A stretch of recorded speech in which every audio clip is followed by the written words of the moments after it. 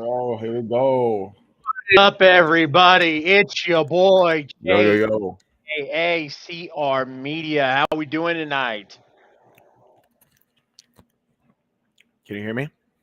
Yeah, I can hear you. Can you hear me? Yeah, you're kind of lagging a little bit. All right, all right. We're live from my kitchen. we're live. We're live from my room. Am I still lagging? A little bit. Kind Okay. of got the whole Japanese action movie kind of thing going on right now. Gotcha. Okay. All right. Let's get over here. Yo. One more for the bad guy. Arkham Prince 8, man. Appreciate you coming through tonight. Yo, what up? We got Hell yeah. 107. We have 112 people in the live on TikTok right now. What's going on, everybody? Fantastic. Hey, you want to put the chat on the side again? Yeah, absolutely. Yeah, let's do that. See if we can get some people interacting.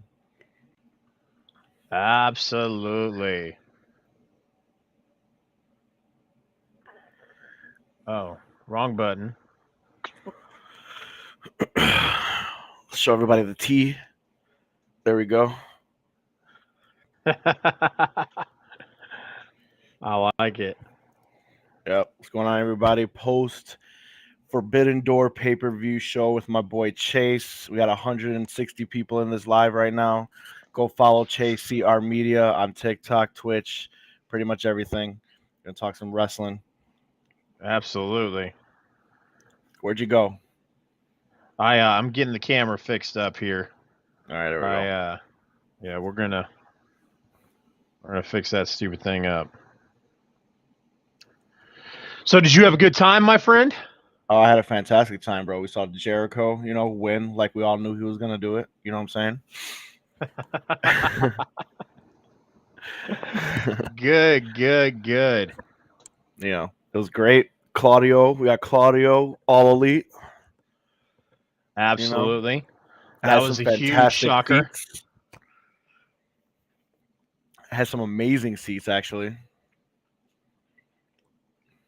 Yo, what up, Arkham Prince? How you doing, brother? You all good over there, Chase? I am, man. Like I said, I am trying to get rid of this latency issue on my camera.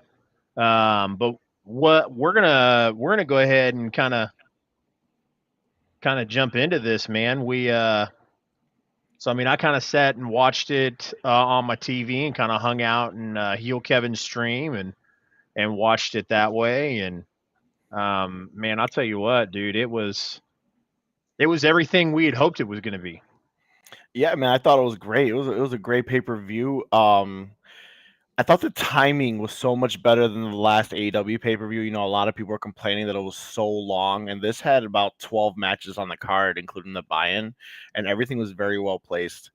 I mean, it was just an awesome show from start to finish. It was fantastic. Yeah, absolutely. So, well,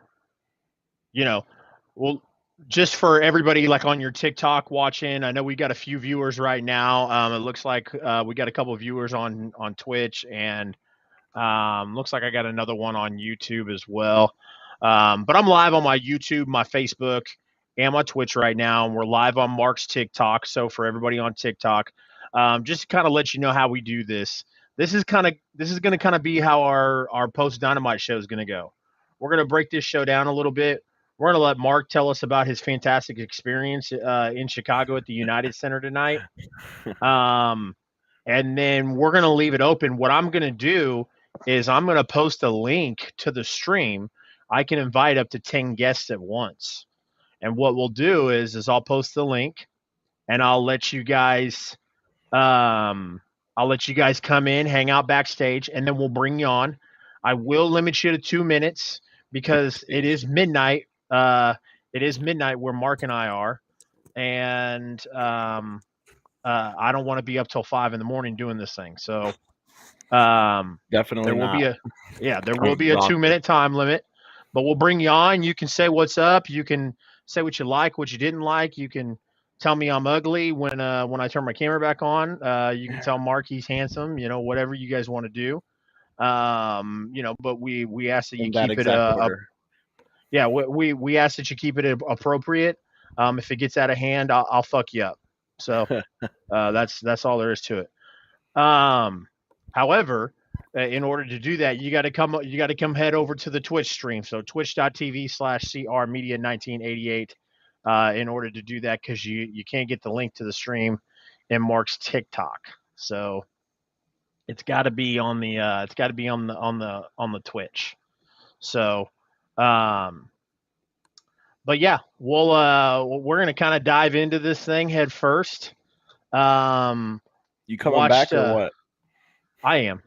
Yeah, like I said, I'm using my virtual camera on my OBS, and so I had to like fix a latency issue, and I was just restarting my OBS and trying to talk at the same time while promoting the show. So, but yes, we give me just one more minute here. All right.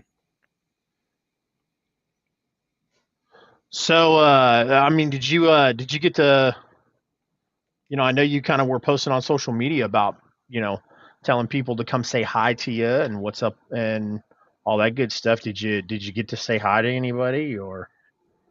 Someone yelled at me when I was walking actually towards the United Center. It was just yell out Kingpin. They were from the car, but I have no idea who it was.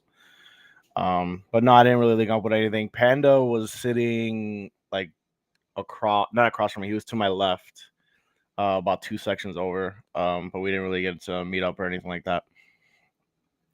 Okay. But yeah, yeah, cool. Because that's what I was gonna say. Is I know Panda was there, so yeah, he was judging from, because we didn't really link up. Judging from his TikToks, he was like 2 sections over from me. There he is. Yeah, there he having is. A massive lag issue. Yeah, dude, you look like we're watching a Japanese action movie right now. That's wild and crazy right there. I mean, it is what it is. Okay. Just roll with it, Oh no, I'll switch to my laptop camera. I always like to use this one just because it looks phenomenal. But no, I'm not gonna sit here and look like a Japanese movie. I mean, but it's Forbidden Door. Good point. Good point. Here, well. So, I mean, did you go in the arena pretty early, or did you? Yeah, I got there. I got there about an hour before the show. Got in the ridiculous merch line. Got me 2 shirts. Yeah, I'll show you while you're getting ready if you want. Give me a second. Yeah. Adding to the wrestling tee collection, So we got the classic right here. The Forbidden Door pay-per-view shirt. Here we go.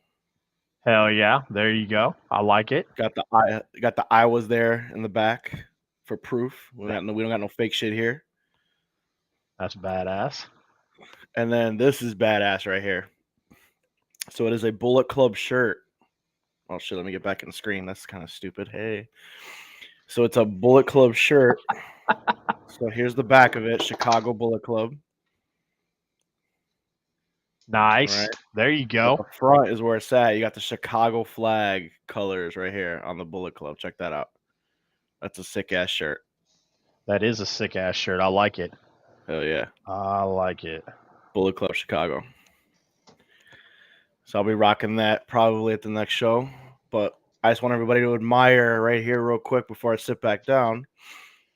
The greatest tee in the world, because it has the GOAT on there, right there. Chris fucking Jericho, greatest of all time.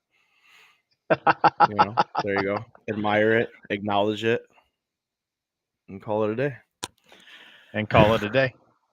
There you go. But yeah, it was pretty cool. Ridiculous merch line. I didn't really get to see too much of like the matches before the buy-in. There's like those local talents type deal. because I was in line for about 45 minutes to get 2 T-shirts for $80. Yeah, that's Chicago for you. That's wild. Yep, 2 T-shirts, $80. It's fucking awesome. But yeah, it was really Man. cool. So actually, my original seats were in the 300 level, but I have a friend that works in the United Center, so I already knew I was gonna have pretty badass seats. I just didn't know where I was gonna sit, so that was a nice surprise. He put me literally in the perfect spot. I got to see everyone walk out. I was right there, right in front of the ring. I saw I that. touched John Moxley, so you'll see that on my TikTok pretty soon. So that was pretty fun. Oh man, before we even get into it, holy shit! So the very last match, okay, obviously, I thought the match was great. I mean, it wasn't. I don't think it was a 5-star match. The main event was great though, it was highly entertaining. But I also got my fucking attention driven away from it because right behind it, only in Chicago, guys, I kid you not, there's a whole fucking brawl. You see security guards. I don't know if you guys heard it on the TV, but they were chanting "You fucked up, you fucked up." I don't know if you guys heard it on TV or not. But that wasn't because of the match or anything like that. It's because there is a fucking brawl on behind the fucking main event. You got all these security guards going, and we were like, "What the fuck?" Only in Chicago, man. My city, guys. My city. Well, so it was weird, and I actually tweeted this out because it sounded like the crowd was booing Moxley. Yes. No, they were not. They were booing the fuckers that were fighting. I literally like. Oh, okay. Yeah. They were not. That's what. There's your insider information. You can clip this, guys. Yeah. You got insider information. I do got a video of it. I'll post it on my TikTok because I'll zoom right into it. I'll probably post that tomorrow. I'm fucking exhausted. But yeah, I worked today too, dude. I went straight from work to United Center. That's dedication. Tony Khan Absolutely. Hire me. Absolutely. Yeah, dude. So they were like booing because everyone's attention, even though the match is going, everyone's attention was just it was a gigantic brawl. Dude, you saw security guards just going, even from where I was sitting. It was literally directly across from where I was sitting. So it was ring, and on the other side, you just saw everyone just fucking going at it. We were like, what the fuck is going on? They start booing. Fans are chanting, "You fucked up," because security guards are just throwing bodies. It was fucking nuts. It was nuts. Yeah. Like I said, I was kind of like, wow, like the Chicago really wants Tanahashi to win this match. No, not at all. It was going back and forth. It was literally like they were chanting Ace, then they were chanting Mox, then they were chanting Tanahashi, then they were chanting Mox. Like it was literally one of those going back and forth. But literally for about 5 minutes of the match, it was booing. It was "You fucked up," because there was a fucking brawl in the stands. Like it was nuts. Everyone was just looking. It was nuts. Nice. Hey, can you hear me? Okay, I got my big air conditioner behind me. I don't want like the sound to be all weird. All right, you sound cool on my end, man. All right, cool. Yeah. I figured you would have a Jericho shirt on. I would expect anything less. Believe it or not, I've only worn this shirt twice because I like to mix up my tees. But today I just wanted to shove it to Chase's face, so I wore it there. Make sure that everyone acknowledges the GOAT. So, I love how you say "shove it in my face." Like I'm not a Jericho hater. I don't get that. Yeah. Well, actually, believe it or not, I'm 33 years old. This, sexiness right here. I'm 33 years old, but I've been a wrestling fan my entire life. Today was the first time I have ever seen Chris Jericho wrestle in person. That's why I wore it. Otherwise, I probably would have wore a CM Punk shirt. But yeah, every time like he came when he was with WWE, he was not there or he just fucking cut a promo. But yeah, I finally got to see him wrestle in person, so that was pretty awesome. Hell yeah, man! A lot of firsts today, actually. A lot of these New Japan stars. Will Ospreay, the guy that match slapped like Chase. Like Chase was what's up, Jess? Like Chase said that match was probably match of the night. I mean, that was fucking an amazing match. A lot of firsts tonight. It was pretty fun. Sting, that was nuts. I got some exclusive shots of Sting. You're gonna see that on my TikTok. Him fucking jumping off. They all swerved us because we were right in front of the stage. So where I was sitting, I was literally right between the entrance stage and the ring. So I saw everything. I got to see everyone come out. I got to see the match perfectly. It was phenomenal seats. So if you remember the spot, they played Sting's music, but he didn't come out. So we're like, oh, where is he? Whatever. And then the Bucks came out, and then they had like the lights went off, and then there was like a spotlight onto the stage behind the ring. And we're like, what the fuck's going on? And we're like, where is he? And then all of a sudden, the light's back on to the entrance, and then you see him on top of the freaking tunnel. And that was pretty cool. But I got some exclusive shots on that. That's pretty cool. I was right in front of it. Sting's too old for this shit, man. Dude, I did the same thing. I was like, what is Sting doing, my friend? Dude, it's nuts. It was pretty nuts. Jess, I didn't get a chance to say what's up. Appreciate you joining in, of course, as always.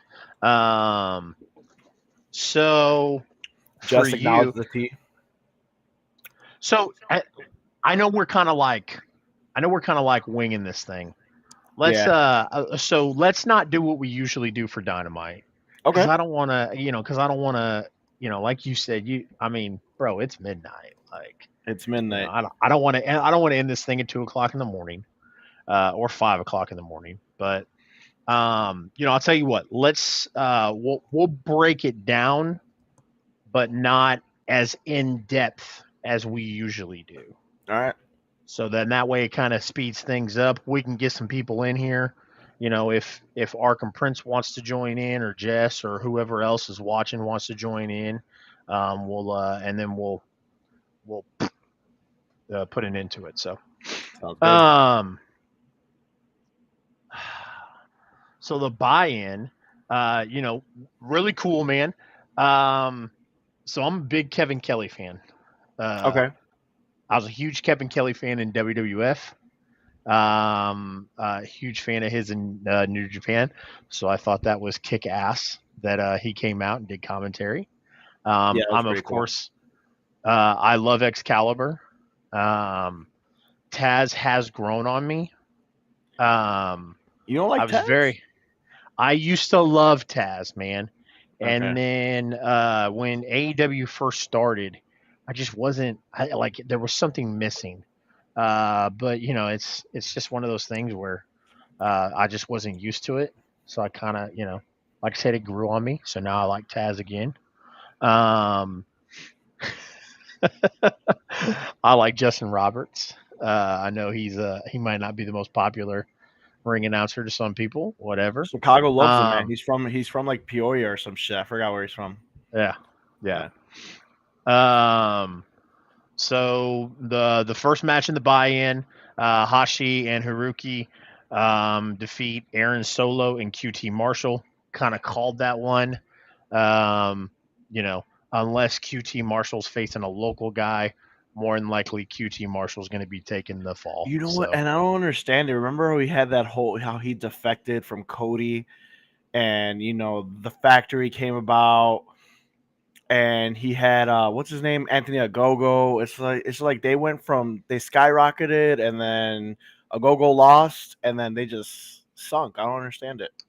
Well, it's terrible. So funny you mentioned that.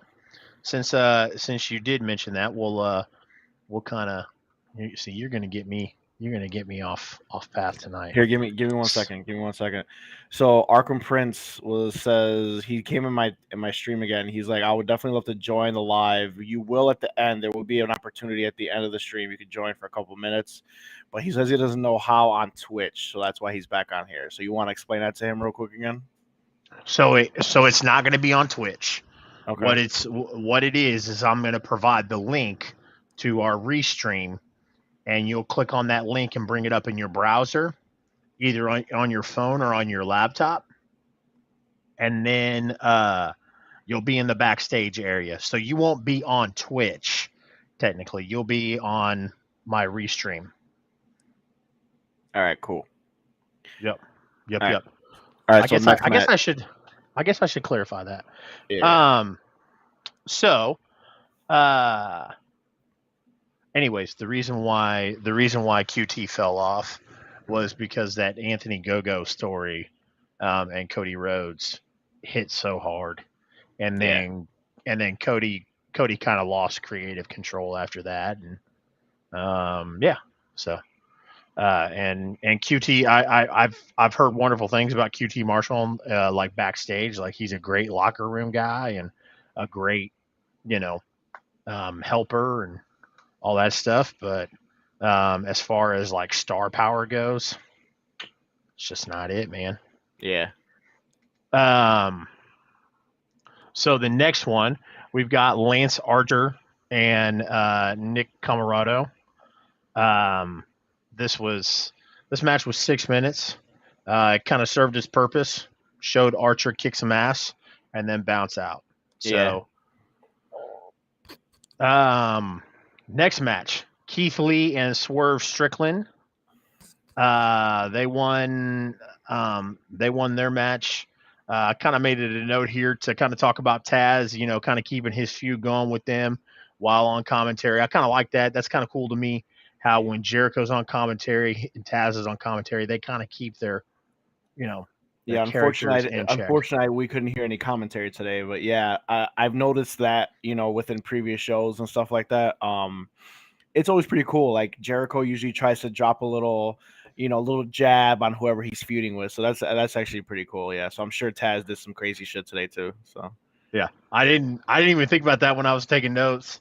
I was like, until you just said something, I was like, well, I guess Mark can't comment on the commentary. We don't get to hear commentary. Sometimes, I try to do it in my head when I'm at live events, Yep. Max Caster and the Gun Club, and they won as usual. Absolutely fantastic, super entertaining. I love how they said the Tokyo Dome. I wasn't expecting that. I thought they were gonna say like some St. Louis or some shit.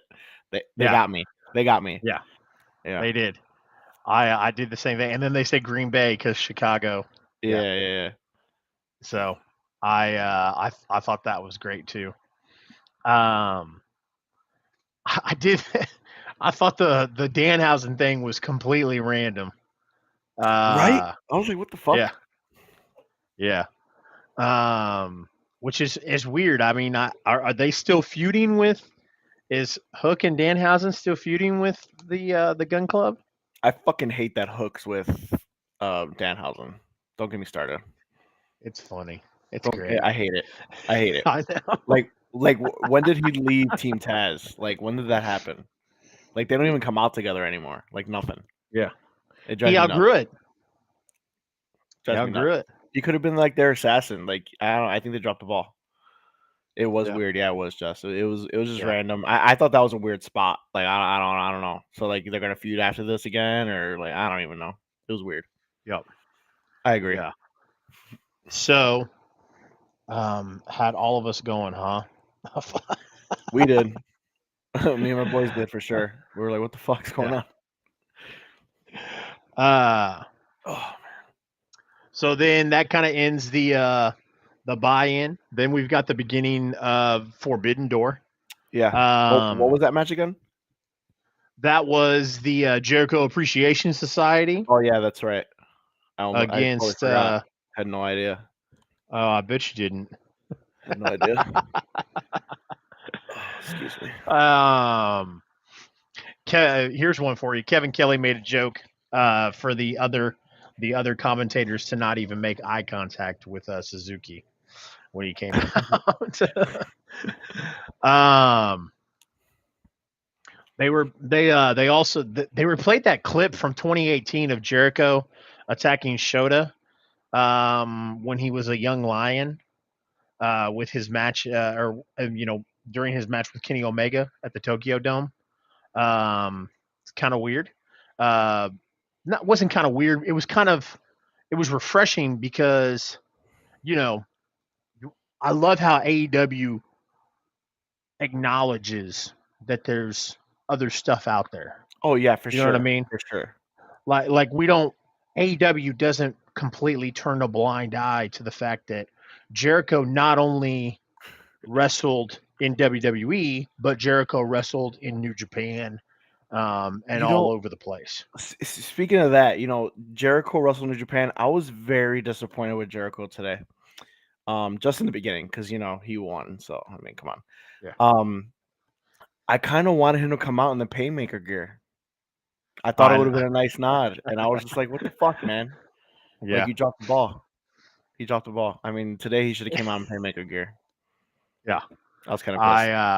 I remember you. I remember you calling that, and I Yeah, was like, well, we'd see, but yeah, um,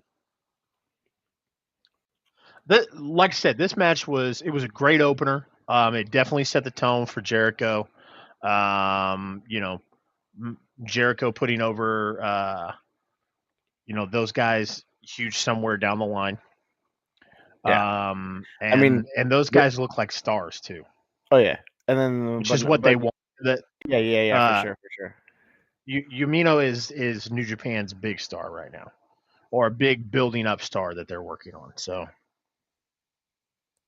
Yeah. I enjoyed the match a lot. It was great. I kind of figured that Jericho. I mean, all jokes aside, I kind of figured that Jericho was gonna win because I feel like he's gonna put them over on Blood and Guts on this Wednesday. So I fully yeah, expect Jericho, JS to lose this Wednesday. But yeah. it was a great I, match overall. Um, I'm really shocked. Or I mean, I'm not. I'm trying to think of how to word this. Like, I, I'm still shocked that they're gonna put Blood and Guts on TV. Because with Eddie Kingston in the match, I think Jericho's going to show a lot of color. oh I yeah, think I think I oh think yeah, Jericho's going to bleed a shit ton, oh yeah. which is crazy because That could be like a conversation for another day because we could go all day with this. There's a lot of shit that AEW does for free absolutely that kind of like really makes me question things. For example, the whole Darby Allin Jeff Hardy spot a few weeks back. You yeah know, like that match should have been at a pay per view. And should have been in a pay per view. it should have been in a pay per view, and it shouldn't have been during the Owen. I mean, we had that Yeah, discussion. You know what I'm yeah, saying? we Like, did, like, we like, did. there's just a bunch of spots at AEW, and Blood and Guts is one Yeah, of them. Blood and Guts should be a pay per view. I yeah, mean, absolutely. For those watching on your TikTok, I don't know how many live viewers you have right now, but for those watching, Mark and I do a post Dynamite show. We go live about 15 minutes after Dynamite, and we talk about Dynamite. You can catch that on the Twitch, or Mark goes live on his TikTok after that as well.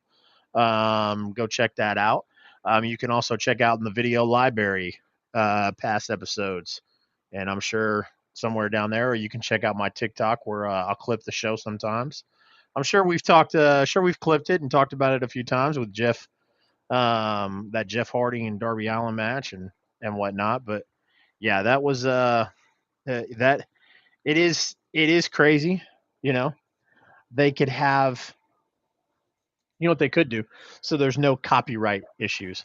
They can make a pay per view called Blood and Guts, and they can have the War Game match, but instead call it Battle Shenanigans.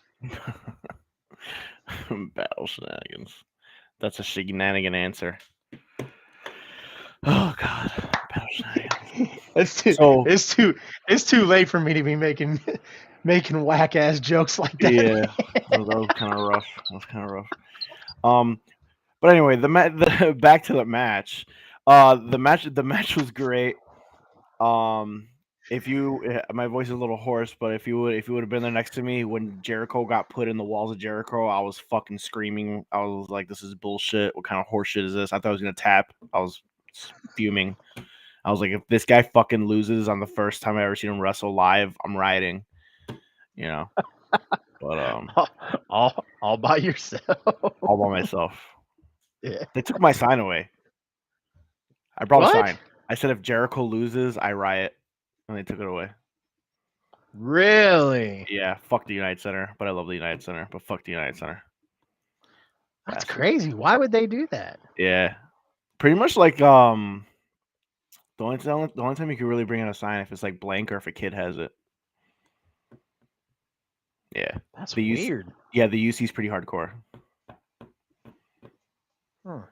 Yeah, Interesting. Yeah, little bastards. Little bastards. Yeah. Thanks, bro. Thanks. Appreciate You it. should have. Positive wrestling. You should have. You should have rolled it up and gave it to a kid and had the kid walk or had the kid walk by security with it. Yeah, And then took probably. it from the kid. Yeah. Yeah, I fucked up. Yep. Fucked up. Next match, which was absolutely fucking awesome. FTR, Dax Harwood, Cash Wheeler, defeating Roppongi Vice and the United Empire to win the IWGP Tag Team Yeah, Championships probably just. and the ROH. Yeah, I was gonna say that, but I was like, really? Like that's I didn't think it would be that deep, but Yeah, it's I whatever. guess like it's got to be like the United Center doing that shit, not the wrestling companies. Oh no, because it's the venues. It's the venues. yeah, 100%. it because it has to be because notes for next time. Let the kids carry the sign. Yeah, But next time no, I'm bringing my little cousin, be like, hold this and be cute. don't even bring your little cousin. Grab somebody's smelly little bastard and give him $2 and tell him to carry the sign into the arena for you. Yeah, you bastards. Yeah, dude. Like, because it'd have to be. Because if it was like an actual wrestling company, they would understand the reference. Oh yeah, yeah, for sure. So, FTR just solidifying their spot as the greatest tag team in the world. Yeah, I mean they are.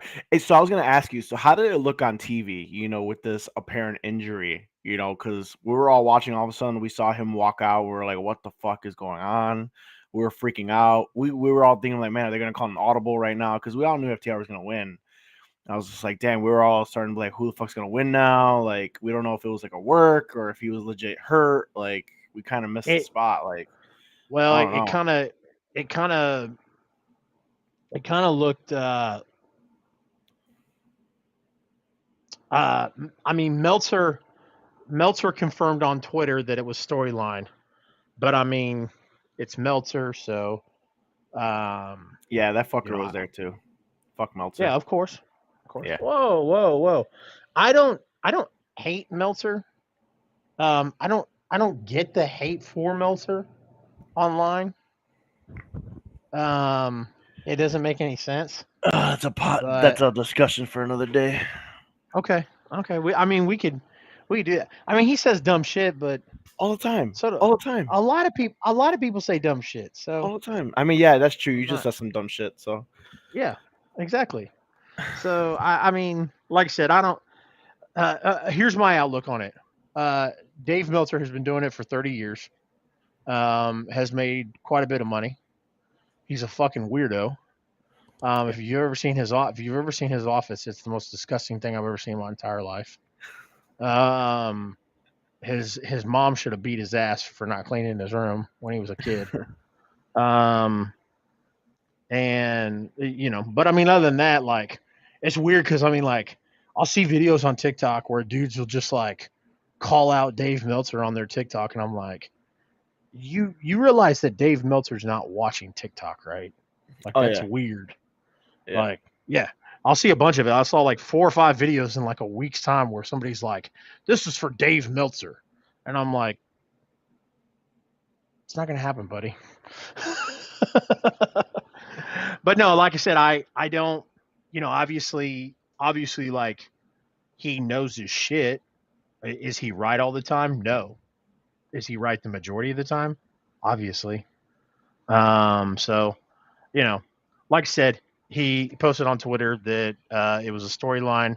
It kind of makes sense because everyone was assuming that FTR was going to win, so maybe they did it just to be like, oh shit, FTR maybe might not win now because So I mean, I guess it was kind of a smart move. Yep. If it was storyline. Yeah. Speaking of that match, because I couldn't tell if you were about to move on. Did you hear the crowd chanting "You fucked up"? Yes. So how did it look? Because from how my angle, it looked like he counted to 3. His hand hit. His hand hit. So it's funny you mentioned that because I missed that. Oh. I was like, my bathroom is like my bathroom's like 10 feet from my spot right here. Right. So I was pissing. So I've got my wiener in my hand, and then I hear the crowd like chanting, "You fucked up." Okay, And so you I'm guys did like, hear that shit. yeah. His hand So I'm like, hit. what happened? From my angle, his hand hit. And everyone called it. They were booing. I think the referee fucked up. So Roppongi Vice kind of played it off at the end, of course. So I think one thing that AEW does well, and it is they kind of acknowledge their botches, so to speak. So like if you remember when it was it Mox? I think it was Mox versus Kingston, or no, Mox was I forgot who it was. Maybe you can remember, but Mox was facing somebody. It could have been Kingston, or maybe Kingston came and saved him. But the whole firework bullshit, and it was Mox and Kenny Omega in a death Mox match. and Kenny Omega. There you go. Yeah. So then fucking Kingston came out. An Was like gonna exploding save bar. him. Yeah. But and the Dynamite, and it was like sparklers. Dude, it was terrible. It was so bad. Yeah. And then, but on they got fucking they got roasted, and I'm like, oh, dude, like, it was so bad. Cares? It was so bad. It was bad, but I mean, like, funny. Yeah. What are you gonna do? But what I'm trying to say is, though, it was Omega. Okay, so Omega did a promo on the Wednesday night right after it and basically acknowledged their botch. They all did. Yeah. They all did. And they turned it into Omega. Cool. Omega Omega like made fun of them. Was like, yeah, you came out there, you two came out there, and it was so dramatic, and it was just for that. And then like they did a thing where Mox and Kingston were like sitting down and they were talking, and Mox was like, Mox was talking about like a sputter and right. So one thing that I feel like AEW does well is that they acknowledge that and it turns the story. So I'm fully expecting Roppongi Vice to feud with FTR now, because they're gonna say that they should have won the match. They're gonna acknowledge that the referee was like, you counted to 3. And from my angle, I literally saw the count. He went 1, 2, 3. He fucked up, and the crowd let him have it. They let him have it. Because I heard. Oh, dude, and post match when they were walking out, when they were probably playing a video package on TV, man, they were roasting him all the way up the ramp, dude. All the way up there. Chicago let him have it. I got that shit on video. I'm gonna post that shit. But nice. They let him have it. They're like, you fucked up. They were saying you should get fired. Like, you fucked. It was nuts.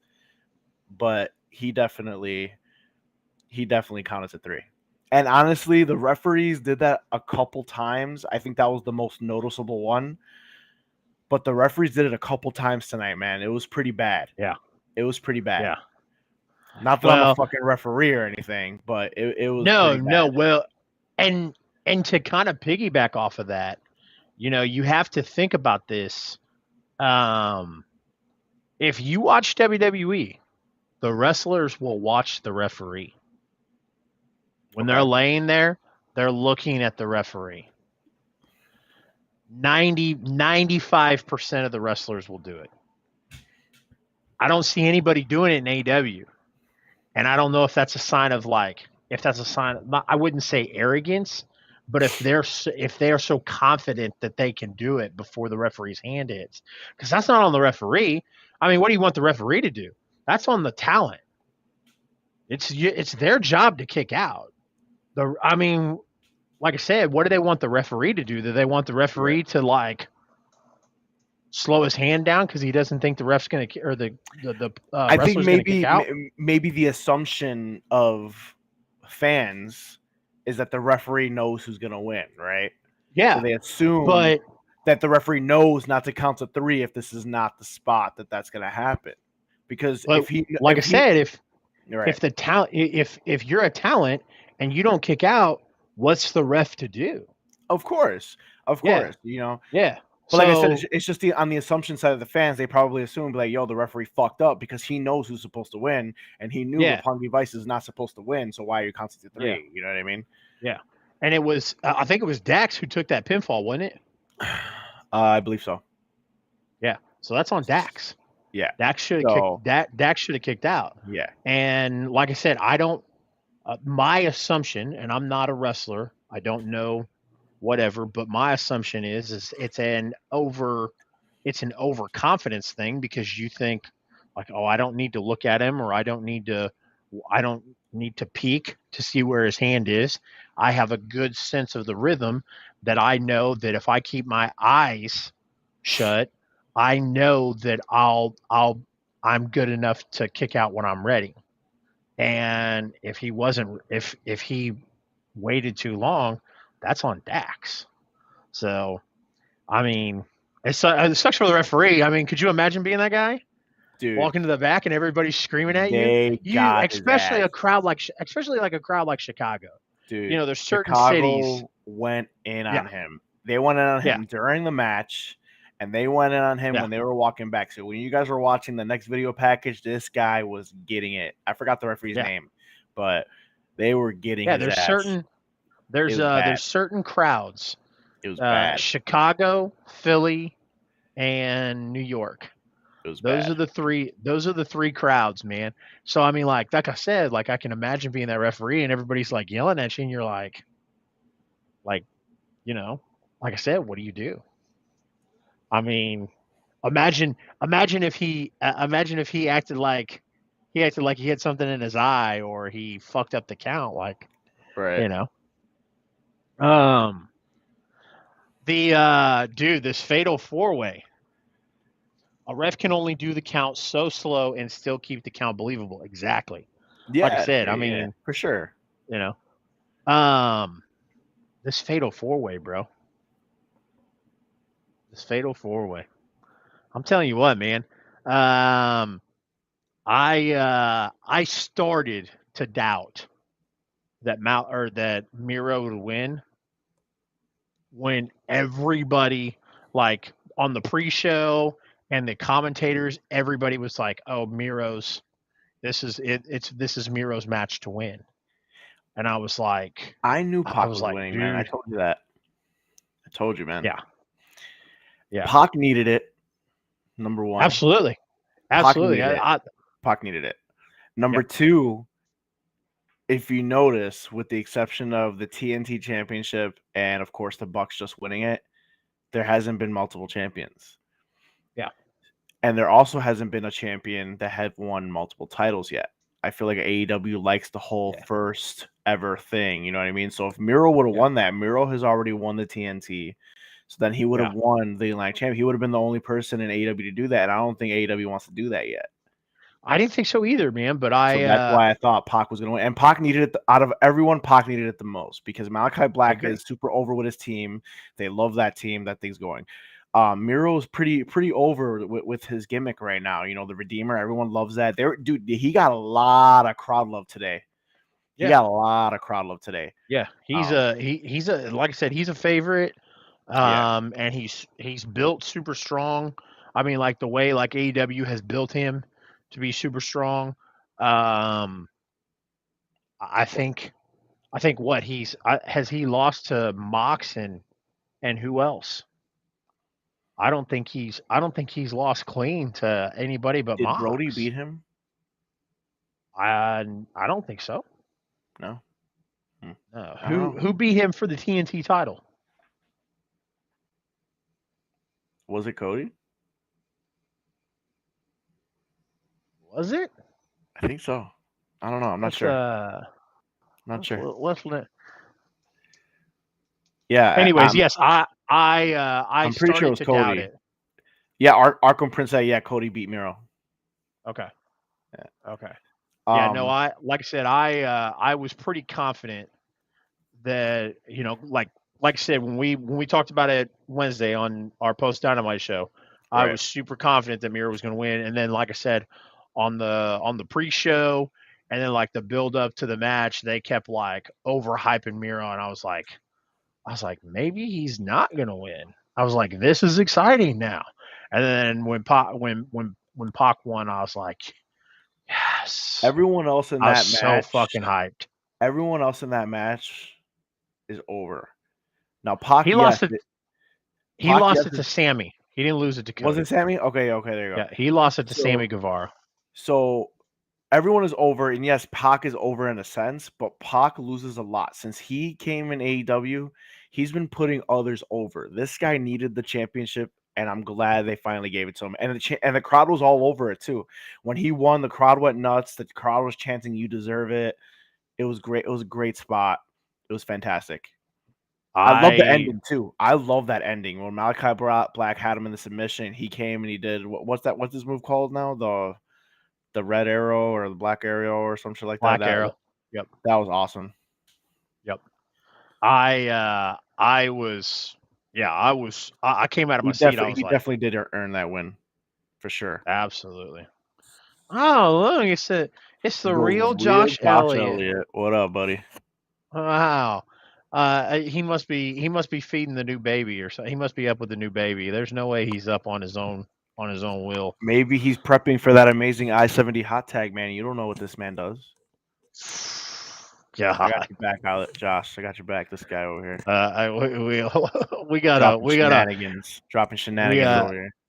We got a fantastic show planned Thursday. So, but this is the Forbidden Door post show. So, yeah, dude, I came out of my seat when Pac won, and rightfully so. He absolutely deserved it. I was shocked that Sting and Darby and Shingo won this match. Me too. I don't get it. But I'll tell you what. Number one, I thought Sting was coming from the rafters, and I was super like. They swerved us, man. I'm telling you, they swerved us live. They swerved us live. Okay, good. Because they had a spotlight on there, and we're like, what the fuck? And we're looking, and I was just. It would have been great to see, and I'm glad it was on top of the tunnel instead. But at the same time, I was like, holy fuck, this guy's too old for this shit. I'm like, don't come from the rafters. Like,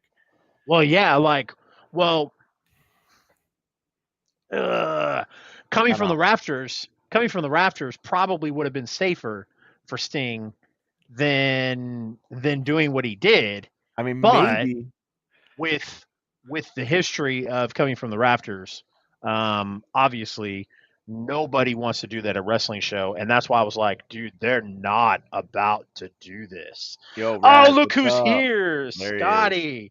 That dive was epic. It was epic. It was dope. I got a great view from it. It was right in front of me. I'm gonna post that tomorrow. It was really cool. I caught it last second because I looked up and I was like, this fucker's not in the rafters, and I turned around right away and I saw him. And I was like, I gotta get my phone out, and I grabbed my phone and I got it. I got the dive. It was awesome. It was great. Yeah. It's funny. We always I'll always talk about fun matches, like the fun match of the night, the match that was kind of scatterbrained, a little hardcore, real spotty, fun matches. They're not, Meltzer's not going to give them a high star rating. Nobody's gonna talk about, do you remember the so and so match from XYZ night? Bro, you don't have to keep adjusting the. I just got to make sure it's not wrinkled in case you decide to clip it so everyone can read. I feel like there's not enough Jericho appreciation in the world. So, yeah. So, anyways, but yeah, this was a super fun match. Afterwards, Shota got an interview and with Tony Schiavone, and then Jericho came up and hit this dude with a fireball. Was this backstage? Yeah. What the fuck? They didn't show us that. They didn't? No. Yeah, it was right after the Sting Darby match. So that was like a backstage interview? Yeah. They didn't show it on the the big screen. No, those little fuckers. Interesting. I'm about to tweet Tony Khan. Yeah, man, he was interviewing Shota, and then the Jericho Appreciation Society came up, and they were trying to act like they were cool with him and trying to trying to console him, and then Jericho came up and fucking dusted him with a fireball. So, That's bullshit. Now I interesting. gotta look this up because I didn't get to see it. I felt like I was fucking gypped. I want my money back. Moving on. So the next match was Thunder Rosa, and Tony Storm. It was pretty technical early on. What was up with that finish? I don't know, man. Dude. Number one, Rosa pissed me off because of the whole sandbag thing after I did go rewatch that match. Number two, yeah, we'll talk about it. Number two, I think Rosa should have dropped the belt. I think it should have been Tony because Rosa. I'm sorry.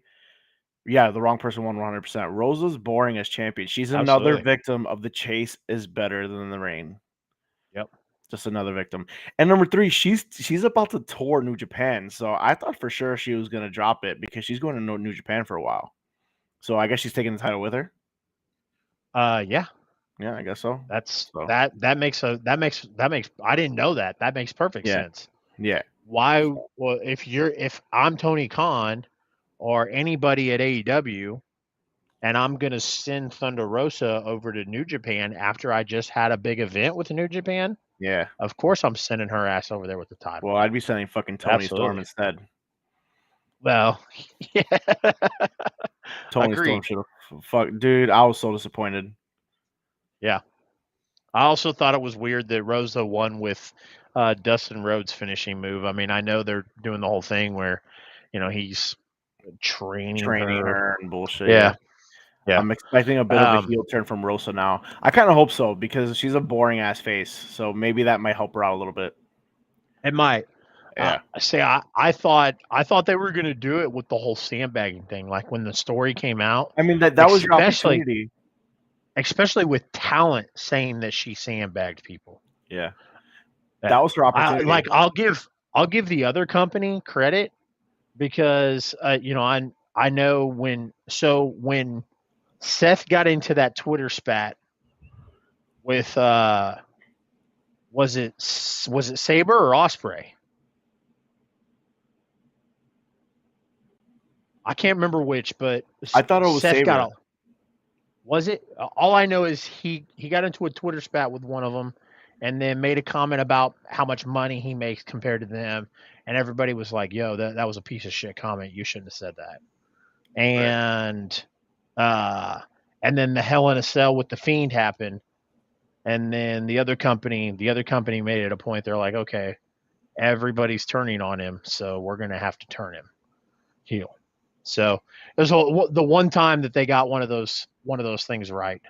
I guess it was because the big guy wasn't pushing him to the moon. But anyways, I thought after this story came out, especially with it being very open about talent within AEW coming out and saying themselves like, "Yo, she's a horrible worker and she sandbags people to make them look like shit," that AEW would be like, "Okay, well, I guess we don't have a choice here. We're going to have to turn her heel."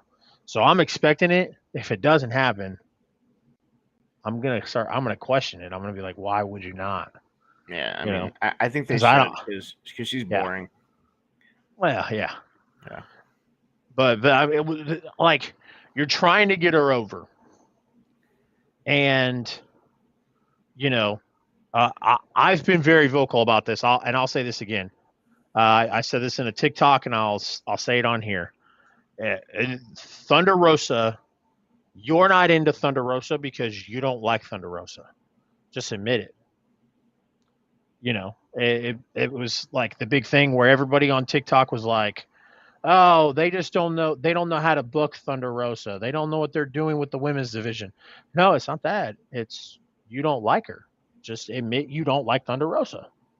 You're not interested in her. I do like Thunder Rosa though, but do you? I do because the whole Brit thing. I thought that was fucking amazing. You don't like her.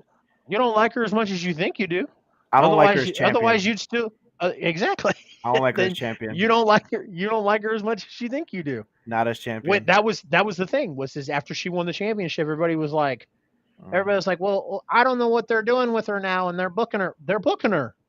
What? I mean, It's boring. It's boring. she's a boring champion, and that's Yeah. okay.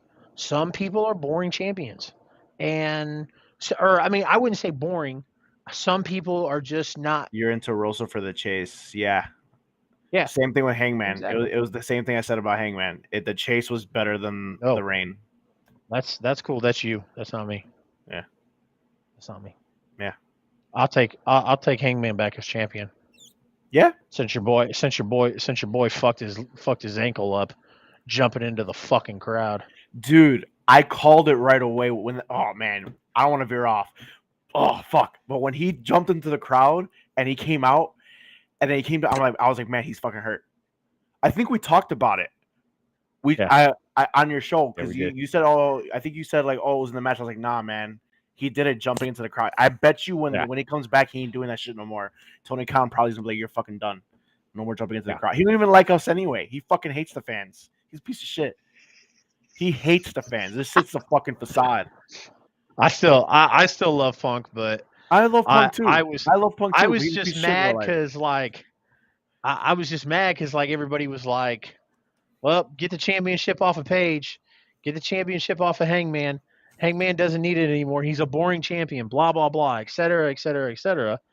And then the guy that he loses it to gets fucking hurt less than 72 hours later. Yep. And it's like, okay, well, there's your wish. There's your wish, guys. I mean, y'all didn't want Hangman as champion no more. You wanted him to lose to somebody. You know what? Honestly, now he ain't got it. I'm kind of biased. Maybe you're right. Maybe Hangman was a great champion. I just prefer heel champions. They're just heels are always better, in my opinion. Yeah, it's just they're more entertaining. They are better. I like maybe heels that's better why as champion. Fucking, veering away from AEW for a second. Maybe that's why I fucking hate John Cena so much because I hate faces. So maybe I don't know. That's why I acknowledge Roman Reigns. Well, if you are a constant supporter of dickheads, then I don't know. I got a great therapist that I can give you the phone number to. You can talk some things out, man. I mean, can someone back me up here right now? I mean, heels are always better. They're more entertaining. They are. Do you want to fucking face MJF? No. No. What the fuck? But are you supposed to like those guys? Who? The heels. I mean, technically no, but I love them. Technically no. But are they doing that great of a job if you love them? Yeah. I'm not talking about like you. I'm talking about just people in general. If there's a mass everyone hates people, I get in a daily argument about the Young Bucks and how they play too much, and like even tonight's match, they're there fucking all the comedy aspect of their wrestling, and I'm like, you hate it, and they're like, yeah. I'm like, then they're doing their fucking job. Yeah. Then they're doing their fucking job. The Bucks are fantastic. Yeah, no, I love me some heels too. So, but also, I also love the whole aspect of it. Good, evil, blah blah blah.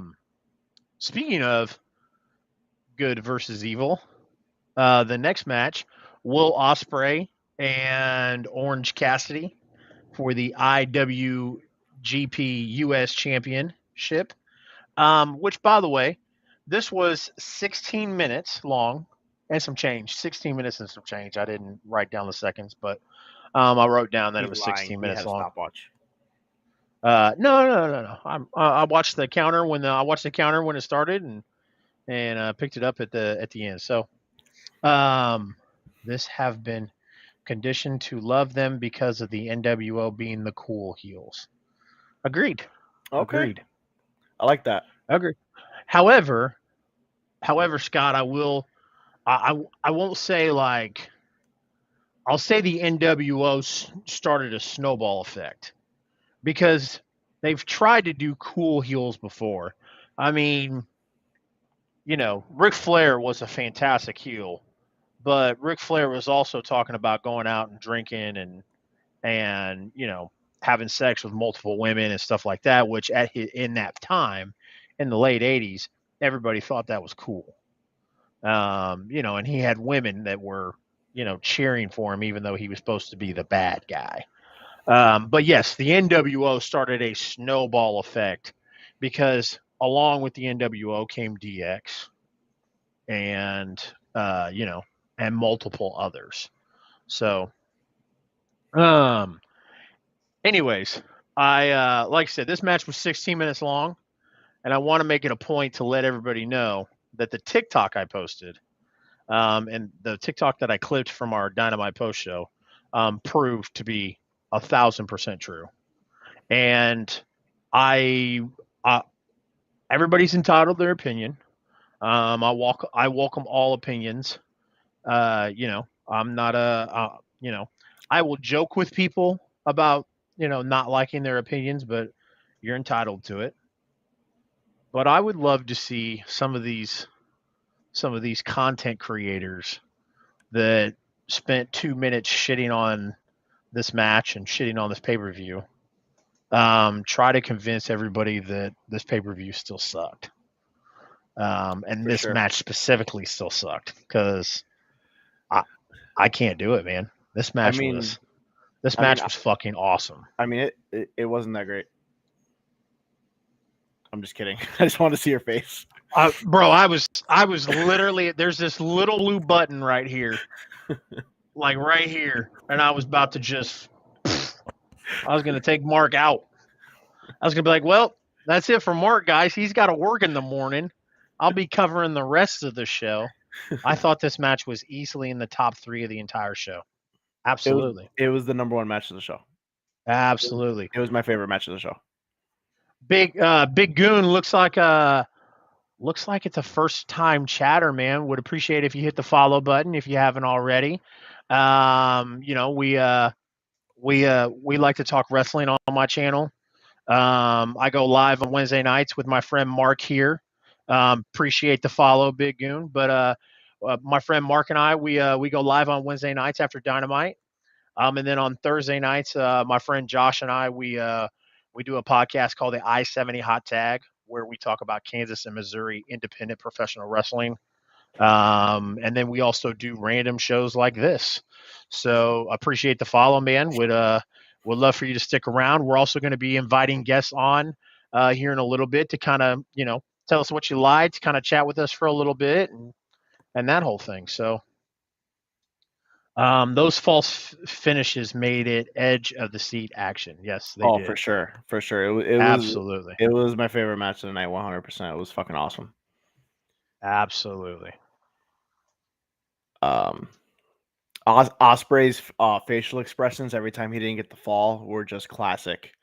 It was amazing. Eyes were popping out. He was just in disbelief. It was amazing. Yes. Cassidy really showed out in that match. He really did. He did. He really did, man. He really did. I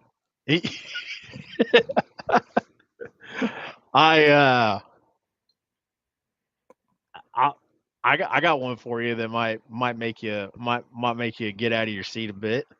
Here we go. I think Orange Cassidy's Superman punch is better than Roman's.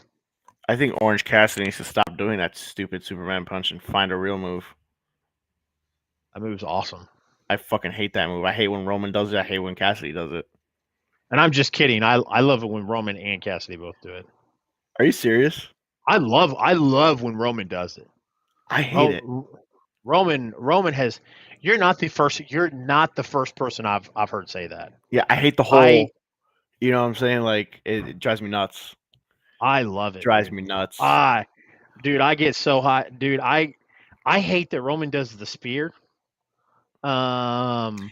Because everybody and their mom does the spear. It. Everyone does it. Yeah, yeah. And I agree with you. I agree with you. I like this. I like his guillotine choke.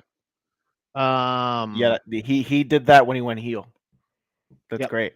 That's fucking awesome. He should just I like do the that a lot more. guillotine choke, but I also like the Superman punch. And not to veer off, but I also love when he'll do it on WWE, the cameraman will purposely not have him in frame, and it'll almost like, especially like if it's a multiple person match, Right. it'll come out of nowhere, and I love it. So I was Yeah. just joking. I do not love Cassidy's more than Roman's. I love them equally for different reasons. I just don't like it. Like, and Like I you said, know, man, you're not the only person I've heard say that, and like just I'm get starting something to else. think Because he's I'm won starting with to that. Like, it's one thing if yeah like that was like a setup move, yeah. but he wins with that, and he wins with that often. Like, that's like one of his main finishers. You know what I mean? I Remember don't like that. now this is different, but do you remember when Big Show used to do a punch, Yeah, the fucking weapon of the mass knockout punch? destruction. Yeah, Yeah, he called it but WMD. it's a little different because obviously Big Show's fist is the size of, I have a fat ass head. I don't know if you could tell, but my head is all of maybe 10 or 11 inches, and I think Big Show's hand is bigger than my head. So so obviously him doing a knockout punch obviously made sense. But you know, the uh yeah. I like I said, He needs to get I something must else. be He needs to get something else. I must be in the minority group because He needs to get something else. I like I It's said, him, and it's just those little moves, and then like Ruby Soho, she does that fucking little falling kick to the face thing, whatever. Like, it's fucking yeah. stupid. Like, I just The don't like moves like that. the What's it called? kick, You know what I'm talking about? I know exactly what you're talking about. Okay. I'm Okay. hurt the kick, but then I don't know who's the one that does kind of like the jawbreaker, where they'll put their foot on somebody's jaw and then they'll kind of fall back like Yeah. Ruby does. Yeah. Yes. Yeah. Ruby does That's that, cool. No, and Ruby does the kick. She doesn't put her foot on somebody's jaw and then drop it. yeah, That's cool. she's done that too. Oh, She well, like I does. like that. I don't. I don't. I don't like that, and I hate the goddamn Superman punch, man. Stop it. And I hate that it's called Superman. But I hate Superman. You know, going to my comic shit. I fucking hate Superman.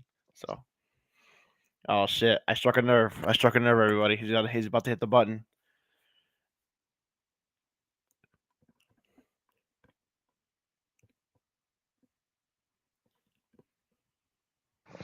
I know you couldn't hear me. I was yelling.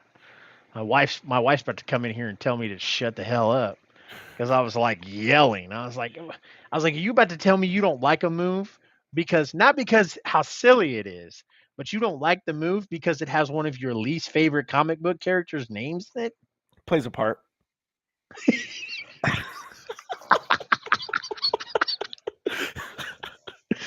I love it. That's awesome. So If it was called Kingpin, it'd be the greatest move of all time. that's what Big Show should have called his finishing move, the Kingpin. I would have said Big Show was the second greatest of all time. Um. Oh, high maintenance. What's up? So this next match, Claudio and Zack Sabre Jr. Was another fucking fantastic match of the night. Can we acknowledge Claudio's music is fucking dope? Yes. Can we also acknowledge that Claudio probably got one of the best pops? It was a great pop. It was fucking awesome. That crowd live went nuts. Yeah. Nuts. So, like, this was not like a swerve pop. This was not like none of those other guys. This pop was up there with Cole's, Brian's, and Keith's. It was. So So it's time to there was a lot of hatred, or not hatred, but there was a lot of negativity when Claudio left the other company. and it's time to acknowledge that Claudio did the right thing. Oh yeah, So, for sure. So because I've talked about this on here when he was with the other company. I thought he was boring. I really didn't care for him coming to AEW. When that man and the music hit, the crowd, the pop that he got, just on that alone, I was just like, God damn, like I was fucking on it too. yeah, Because I was telling you absolutely. guys, I was telling you guys, like I was like, I don't know if I want him here just because you might get lost in the shuffle. I wanted Gargano. His original was, I think, was Gresham. He thought that it was gonna be him. Like I honestly didn't want Claudio.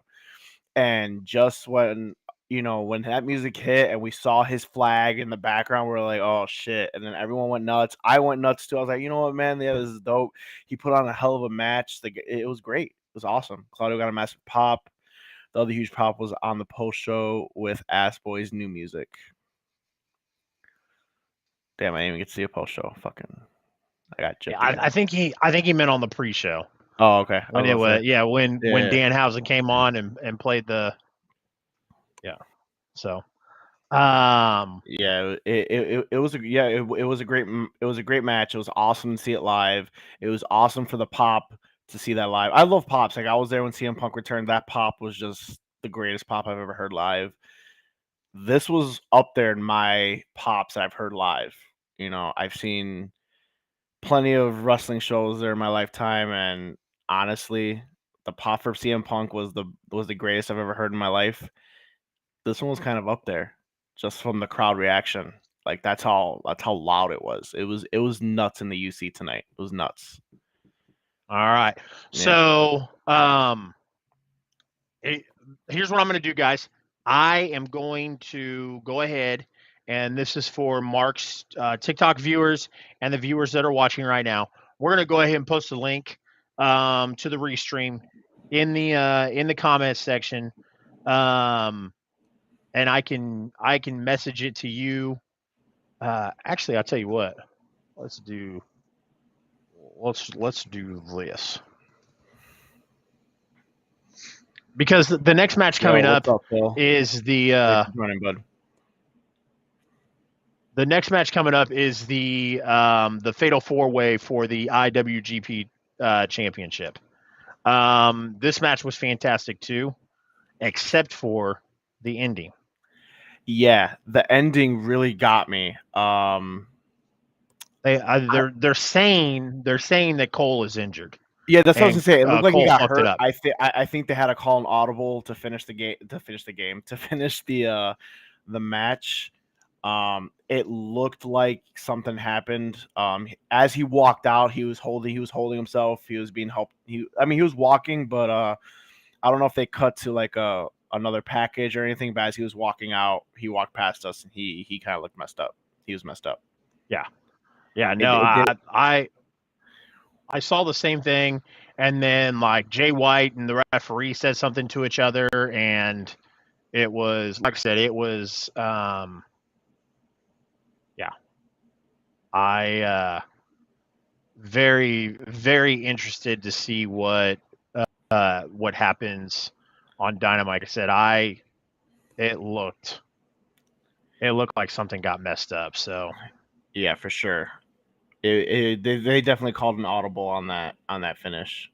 I think they wanted Switchblade to pin Cole. That was the whole thing.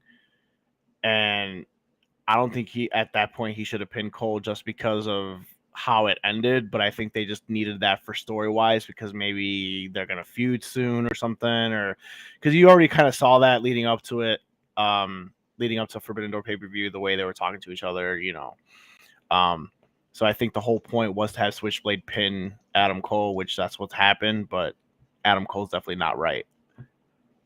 Absolutely. All right. So I just sent the link to your live stream on TikTok. And then I will post the link in the restream chat here. Like I said, guys, Phil's on in my live stream on TikTok. Hey Phil, if you got Twitch, head on over to Twitch, CR Media 1988, and you can come on with us real quick. He'll post a link where you could just go straight to the browser. You can come on with us real quick. I posted it in your TikTok. Did you? I didn't even So see they it in don't there. even they don't even have to come over to the Twitch now. So I've got it in there. So if anybody wants to come in backstage to kind of talk about it, because we're gonna run this down for just a couple more minutes here, and then we'll start bringing people on. So Yeah, I don't see it either. They're saying it's not in the stream. We don't see it on the TikTok side. what? Yeah, I don't see it. Arkham don't see it. I don't even see it either because I just looked in the comments. I don't see you posting the link there. There he Okay. is. Phil, There's I Phil. appreciate the follow, sir. Appreciate the follow, sir. Yeah, so Phil wants What to about come on now? real quick, say his piece. Arkham, if you don't see it, go back to the Twitch side real quick. Yeah, and what about now? I got that comment, but I didn't see the link. The link's not on there. Oh, it must not let me post links in the Yeah, comments. because you put Interesting. what about now? I saw that, but I didn't see the link. Yeah. Okay. King Me 1971, man, appreciate you. So we will post this again. There we are, guys. So if you guys want to, actually, I wonder if I can get it on the ticker. All right. So while we let that marinate, if anybody in the comments doesn't see the link or needs me to repost the link again, just say so. Holler at us. I got the chat right here. There we go. Posted it in there for you. So we got some people straggling in right now. So give me 1 second here. Nice. All right. So were you shocked about the finish though? A little bit. I really thought that he was going to that Mox was going to lose. I'm kind of happy he didn't at the same time because I don't really know how long he would hold the title, the interim championships, considering he works for New Japan. But I mean, I really thought that Mox was going to lose. But it was a good match. Like I said, aside with the brawl in the stands for the interruption, I enjoyed it. Wasn't a 5-star match, but I enjoyed the match overall. Oh yeah, for those of you that didn't hear it in the beginning, if you watched the pay-per-view and you heard booing, they were not booing Jon Moxley. They were booing. There was a brawl that broke out in the stands. That security guards were running in there. It was crazy, and then the fans started chanting, "You fucked up." It was pretty crazy. Yeah. Only in fucking Chicago that shit happens. Yeah. But they were not booing Mox by any means. As a matter of fact, they were chanting Ace and Mox, Ace and Mox. But it was a good match overall. I mean, it was pretty good. But I just want to I want to defend my boy Mox. If you ever sees this in the off chance, they were not booing Mox. They were booing the fucking idiots in the stands that just started brawling out of nowhere during the main event. Yeah, because I asked you when we started, for those that are just tuning in that weren't here from the beginning, but because I asked, I was like, man, were they booing Mox? Did everybody want to see Tanahashi win? So, there's a question in my TikTok, and it's funny that it was a question because I was gonna ask you because from my angle I was so like low. I really didn't see it. When did Moxley get busted open? Because he came up off the apron, all of a sudden the guy was bleeding. I was like, when the fuck did that happen? Like, I don't know if you saw it on TV or not. I don't know. I want to address this question real quick. King Me 1971, appreciate the follow, man. He said, "Where do you think Bray will end up?" I think Bray will go back to WWE. I think unless AEW offers him something extremely lucrative, I think Bray will go back to WWE. I think the only thing that will tie Bray to AEW is Brody, and that's it. But I think at the end of the day, it's a money game. They're guys trying to make a living just like us, and at the end of the day, it's about how many zeros are on the paycheck. So, all right, man. So we're before because we do have a guest here. I don't want to keep him waiting. We had 2 guests back there. One of them dipped out. Yo, Love Panda, join the chat. Yo, what's going on, Love Panda? Shout out to Love Panda. He was there live tonight too, man. He was. You said you ran into him, didn't you? No, I did not run into him. He was like 2 I saw him. He was a few sections over to my left. We didn't get to see each other though. Okay. Cool. So the ending kind of irritated me. I know they were trying to build up blood and guts, but why? Was that necessary to have them? This is why, right here. That's why. That's why it's necessary. For all you haters out there, he's back in the title picture. That's why. No, I'm just kidding. He's not. He's not in the title picture. Stop that. So yeah, man. Overall, fantastic pay-per-view. Gave Phil the link again. Panda says he was originally in 321 and snuck down to 108 right next to the fight. So he got to see the brawl I was talking about during the main event. Nice. Tell Love Panda if he wants to come in and talk.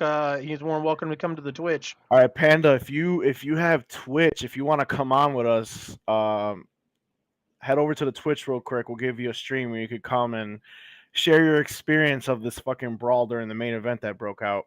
If not, I mean that's pretty cool. But go to CR Media 1988 on Twitch. Arkham Prince has been waiting long enough. Let's get him. Bro, it's weird. The Twitch is CR Media 1988, Panda. CR Media 1988 right up here. Yep. Arkham Prince, how are you, man? What's up, man? I'm upset. Thanks for the follow, Love Panda. Appreciate you. I'm upset I chose not to order this pay-per-view because I had already ordered Double or Nothing the previous month, and after hearing about this pay-per-view, I'm sitting there kicking myself in the ass. I'm like,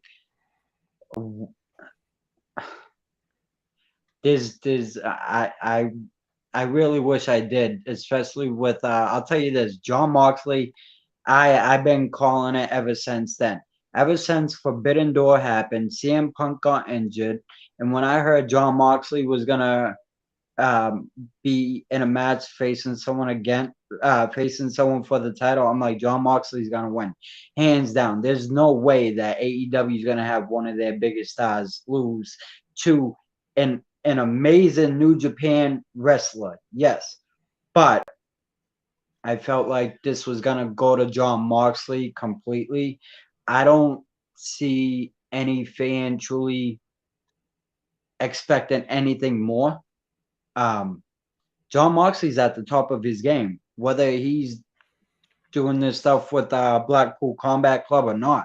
Jon Moxley is at the top of his game, and that's something we all are acknowledging. And for those that don't acknowledge it, should, for the simple fact that Jon Moxley is undeniable. You cannot take nothing away from this man. Let me tell you, the things that he's doing is fantastic. The way he is on the mic, this man got the love for this company, and it shows. Let me tell you, it shows more now than it ever did in his career with the other company. Let me tell you, he is at the greatest spot in his entire life. This man deserves to hold that title. And you know what? He proves it night in, night out. So if anyone went into this match expecting anything differently, you're lying to yourselves. You're lying. Okay. Agreed. Right. Agreed, man. I love it. I like it. This is the passion that I got for wrestling. I love wrestling. I mean, post show, Moxley kind of expressed his love for pro wrestling. I mean, off air, of course. I filmed it. I'll probably post it tomorrow. And he was like, "We witnessed history. We witnessed something special." He was saying that, being able to see all these stars, these international stars in one place, it was something truly amazing. So, I mean, you could tell that he actually loves pro wrestling. He loves this craft, and he loved how the pay-per-view came together and how they were all able to put on such a show for the fans at the end of the day. It was fucking awesome. It was a great way to like end the show. Do you think he'll keep it until Punk returns? I don't know. I think so. Absolutely. Probably. Yeah. Well, so Arkham, did you so you didn't get to see the show at all, or? I saw like bits and pieces. Okay. Claudio debut. I saw bits and pieces of that match. Bits and pieces of the Sting and Darby, and who was his tag team? The tag team partner in that match was another New Japan guy. I forget his name, but saw bits and pieces of that match. I saw the no sell by Sting when the young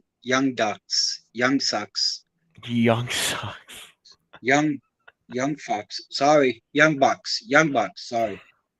The Young Ducks, not sorry, when they kicked them in the face, and I honestly love that. I'm glad Sting didn't sell that for them.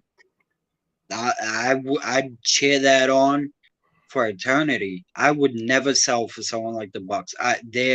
They're great in the ring, but they are a watered down version of Matt and Jeff Hardy, and it shows. They use that sweet chin music super kick every single friggin' time. It's no longer a finisher, dude. It's called a finisher for a fucking reason. Everyone does it though. I mean, it's not just them, and clearly they're doing their job as heels if you hate them. Exactly what Mark said. All right, well, real quick, one more thing, Arkham. I don't mean to cut you off, man. I got Phil waiting. I told everybody I'd hold it to 2 minutes, and I really like you. I like your facial hair, and your Joker tattoo above your eyebrow. So I gave you a little bit extra time, brother. Thank you. I appreciate the time. Really, I do. Is Panda absolutely? Stick around, man. We'll definitely chat some more and whatnot. But like I said, man, appreciate you coming on. Like I said, if these weren't so late, I wouldn't hold it to 2 minutes. But because we are at 1:30 in the morning, and all that good stuff. It's 2:30 where I live right now. So you know what? I'm actually kind of glad you cut it short because I'm about ready to go for bed. But I just wanted to jump on here, show you guys some love. I'm gonna hop back over to Kingpin's account, even though he's obsessed with Jericho for some reason. Even though yes, Jericho is one of the best, but dude, at least you're a solid Jericho fan. So that I can't mess with you for that. You're a solid Jericho fan. Greatest of all time. All right, Arkham. I appreciate you joining tonight, man. Have a good night, brother. Support, bro. Take care, man. All right. Phil, how are you, sir? Whoa. How are you? What's going on, man? Good. Oh boy, what a show this was tonight! I'm telling you guys, absolutely. Whoever was saying that this show was going to suck, or how this show was just going to be completely ass because of just how the booking was or anything like that, you guys ate your words tonight, and you guys need to eat your words and eat them proud. Yeah, dude. Claudio Castagnoli, freaking fantastic. I don't know if I can swear on here, so I'm gonna try my best. You're good, man. Time. Go ahead, man. Yeah. Freaking fantastic. WWE's gonna rue the day that they wasted that man and his talent. Orange Cassidy and Will Ospreay, the one that everybody was riding on because it was just going to be completely terrible. Yep. Yeah. You guys ate your words tonight. That was on this match of the night for me. Absolutely. The Fatal 4 for the All Atlantic Championship. I am not mad that Pac won. I wanted Malachi, but Pac winning, good for him. He deserves it. Pac needed that win. Really great stuff. Yeah. The Fatal 4-Way for the IWGP title, though, Great match. Ending. Terrible. Ooh. Yeah. Ooh. He definitely got hurt. I feel like Yeah. Phil. He Yeah. he definitely got hurt. You know, they had to call an audible on that finish. The injury bug has already taken out so many people. I do not want any more casualties. I know, man. It sucks. I can't take it. And, I know. Yeah. obviously Moxley and Tanahashi match. I've been waiting for that for like 2 years as well as everybody else. That was great. To answer your question though about where the heck did Moxley get busted open, Oh, here I we have go. no idea. To be completely honest, I was watching it at home with a good few family friends of mine, and camera just pans up to the man, and he's just busted, and I'm like, what the hell did he do? What happened? Phil, from my angle, man, like I was literally right there. He came, he took the crossbody, and he gets up, and the guy's gushing, and I was just like, "What the fuck just happened?" Like, I I'm didn't like, "Are even we back in the '90s? Is he post or anything. bleeding?" Like, I didn't know what the hell was going on. Like, oh my god, I Yeah, was like, I don't know when that happened. We were all confused. We were like, and this guy was gushing blood, man. yeah, he was. It showed on TV too. Trust me. But yeah, this show, I think, and this could be a hot take right here, but this is going to be going down as one of the best in-ring performance pay-per-views for AEW within 2022 for the whole entire year. Oh, This absolutely. was great tonight when it comes to the in-ring performances of everybody. The New Japan guys, the AEW guys, I mean, they really showed that this overbloated roster that apparently AEW has, even with a plan B with Punk, Omega, and Danielson going down, they can still put on a fantastic show. And it just showed tonight. There's no denying that what they did tonight was great. It was fantastic, Phil. Like seriously, it was amazing. Definitely one of the best pay-per-views. Definitely one of the best pay-per-views I've ever been to in my life. I can tell you that one right now. Yeah. It was awesome. It did not disappoint. As far as my New Japan knowledge, it's very just like this year because with AEW bringing in people, I actually kind of branched. It was because AEW I kind of branched out instead of mainstream. Like mainly it's just been like TNA or Impact now, whatever the fuck it's called. Impact, AEW, and WWE. So it's honestly because of AEW I started like branching out. So I actually started watching a lot of like older of like New Japan, and it just so happened in the Forbidden Door pay-per-view happened this year. So I was like, okay, well at least I know some people now. But it's all thanks to AEW. So I mean, I'm glad that the AEW, just like how Chase said earlier, is acknowledging that there's other product out there that's great. You know what I mean? So I loved it. It was great. You guys think this is going to be a yearly thing? I think it will be. Absolutely. I think it will be. Maybe not necessarily with New Japan, but I think maybe I wouldn't be surprised. MLW. I was going to say I wouldn't be like surprised if it was a semi-annual. So yeah. I mean, from what I heard from the media scrum already, Tony Khan already announced that this was like the first ever $1 million buy for AEW in its history. So it already made a success even before the pay-per-view even started. That's amazing. That's wild. This was great.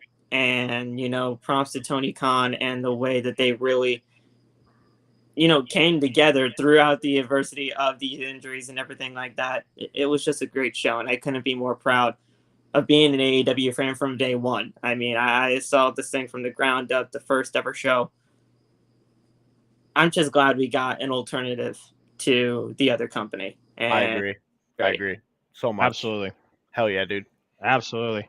I would, Phil, I always appreciate your content, man. I try to join, I try to join OTB whenever I can, because I like your opinions, brother. Phil finally followed me today. I thought I followed you a long ass time ago, bro. So I apologize for that. But yeah, it finally happened. I was like, holy crap! I don't even follow this guy. I mean, I know I should have already. So there you go, you got it. But I don't know, man. It's a crazy time with the podcast and everything. I try to do as much as content for Forbidden Door tonight, but every single one of my videos for TikTok got copyrighted, so I had to delete all of them. And now I'm gonna have to do a review for the show in like a 3-minute video, if possible. Yeah. Sorry, that's my dog. But like, yeah, every single one of them got copyright. So I was like, what the hell? Damn, I wonder if that's gonna happen to me because I got a bunch of shit that I was gonna post. Everybody else can post the exact same stuff on TikTok, yet I'm the one that gets in trouble with the TikTok police. So I don't know. It happens, but yeah, it was a great show, and I couldn't be more proud of what the show became tonight. Oh yeah, it was awesome. Absolutely. Phil, like I said, man, love your content. Appreciate you joining tonight. Dude, we got to get together sometime and collaborate with OTB and that kind of stuff, man. We can totally do that, man. I think we'd all love that. And you guys have been doing stuff over here, so keep it up. And I'll definitely join more often now that I finally figured this out. So this is good. Awesome. Right, appreciate it, Phil. Have a good night, brother. Yeah, thanks, buddy. Have a good night. Take care, brother. All right. Oh shit! There he is. What's up, y'all? The man. Sorry to keep you waiting so long. The myth, the legend, Panda. What's up, y'all? What's going on? It is. How's that hotel room? It's the classiest shit that, Chicago had to offer Pandas last minute. So, this is where we're at, the finest Motel 6 in Chicago this evening. So how'd you like my town there, bro? Dude, I had loved Chicago already. I was here for War Games a couple years ago when KO appeared at the United. Okay. And then I was just here a couple weeks ago for my birthday for White Sox, Red Sox. Chicago's my second home. I love Chicago. Nice. And then with like Blood and Guts Wednesday in Detroit that I'll be at too, and we're 6th row for that bitch. Nice. It's Forbidden Door, man. What a night, especially being 300 section and moving all the way down there. Yeah, I bet. Like, let me give you the journey of this shit. So, me and WrestleMania and Spicy Guac, we all show up. We go to our seat and we realize how high we are. And I look at them, I'm like, watch, by the end of the show, I'm going to be down there. Just give it time. We get done with, like, the pre-show starts, the buy-in starts, and we run into Jenny Allison from TikTok, and she's in the 200 section where you got to, like, have tickets to even go through that area. I just walk my ass right past all the security guards. Nobody says shit. And get in like you fit in. You just got to walk in like you own the place, bro. I really did. Yep. Down in the 100 section with everybody else right next to the fucking fight that happened, which was amazing, by the way. Let's give you some details of that fight because I was like 20 feet from that whole shit. There was 2 guys that were standing there talking. Security guys came down to take out one of the guys, and the guy was talking to his buddy like, hey, come on, you're coming too. And he's like, no, I'm not coming. Security guards grab the guy, start dragging him up the rows, right? They get up to the top of the rows, and one of the guards grabs the guy by the throat. The dude turns around and just starts throwing hands on the damn security guard. I'm sitting there just like, that whole "this is awesome" chant that started right there was because of us. We are sitting there marking out. Like, I stopped watching Moxley and Tanahashi because this shit was awesome. Dude, everyone did. We're like, what the fuck is going on? And then, dude, it was nuts. Hey, my voice. Oh Jesus! If you watch the Okada video I did, you can hear the moment where my voice just becomes shot. I completely fangirled like it was Backstreet Boys, NKOTB, and hands one right there. What a night though! Between Warrior Wrestling today with all the shenanigans of Forbidden Door, like, I am a happy panda. Hey. You went to Warrior Wrestling? Yeah, I was at Warrior today too. Nice. Hell yeah, man. He had a busy ass day. With Warrior though, here's the crazy part. So like me and Russell and the guys, we all show up to Warrior. We walk in the door, like you pay for the tickets, you check in, they stamp your hand, and then you walk in the door. There's Maria Kanellis standing at the door handing out flyers to everybody as they walk in. Like, wait. Hey, thank you for the follow, Vanilla Gorilla. I Like, appreciate that. So we got to meet Maria. Phil, Like, it was a great fucking day. That's pretty awesome. so Phil said, when everyone was turning around during the Mox and Tanahashi match, I knew something was happening in the crowd. See, I didn't see that. I was watching the match. It's all over. And You can see oh yeah, that. dude. yeah, I told you I'm gonna upload a video of it, man. I saw it from my angle. It was fucking awesome. It was fucking great. We were losing Fucking our Chicago, dude. Sorry, Phil. I know you asked about the whole, can I swear? And I've just kind of fourth walled this the whole way through Howard Stern style. So thank you, Phil, for letting me get the permission for swearing. Phil, while I see you, I saw that you tagged me on Twitter about doing your show. I am in for doing your show. Like I said, just message me. I have no problem being on OTB with you guys. Much love to you all. And yeah, like with you guys, this shit was all last minute when he was just like, yeah, just come on in. All right, fuck it. I got nothing going on. Well, that's what happened was he was like, hey, he's like, Love Panda's in here. He's like, what's up, Love Panda? I was like, tell Love Panda to come join the Twitch, man. So yeah, because I tried to post the link in the TikTok, and for whatever reason, like it showed on TikTok that I posted it, but I don't know. I guess TikTok bans links. I don't think you can post links in chats like that. You can't do it. Whatever. That's why we had to bring you in this way. Fuck TikTok. Yeah. So what was your favorite match of the night besides the crowd brawl? It's a tie for me because Ospreay and Cassidy killed it. Killed it, man. Killed it. Absolutely, probably the match of the night, but also the sentimental for FTR. Having them be the IWGP champions, and all I kept saying to my guys is like, we're finally going to Japan, boys. Let's go. It's so well deserved for them. And even with Orange Cassidy, somebody commented on my TikTok of that saying, do you think that OC ended up proving a lot of people's biases tonight? He did show so many people and called them out on their biases tonight. Oh, hell yeah. So many people 100%. That gimmick style. And I put Danhausen under the same category right now, where once he gets out of the shtick and he's able to unleash who he is, you see a whole other animal. And you saw it tonight because one of the best wrestlers in the world to be like, okay, we're not going to get freshly squeezed. We're getting Orange Cassidy right now. Right. Yeah. I agree with you 100%, brother. You know, I do a show where I cover like independent wrestling in Missouri and Kansas. And Danhausen has spent a lot of time in the St. Louis area. And so Michigan's yeah. So, waited a long time for Danhausen to kind of come out and, number one, get through the injury and start working shows again and working on TV. And the cool thing about Danhausen, so he has his Rootless Coffee company that he has. That's actually in my hometown that I live in right now is where Rootless Coffee Company is. So I'm trying to reach out to them to do like content there as Danhausen like shit. Like okay. And Danhausen and like throw my voice like I do the Cartman voice, but I'll do the Danhausen voice for it.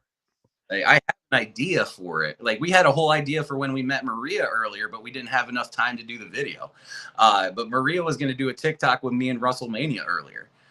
Oh, damn. I talked to Maria. She was all in for it. And I had an idea. Like I was going to have Russell.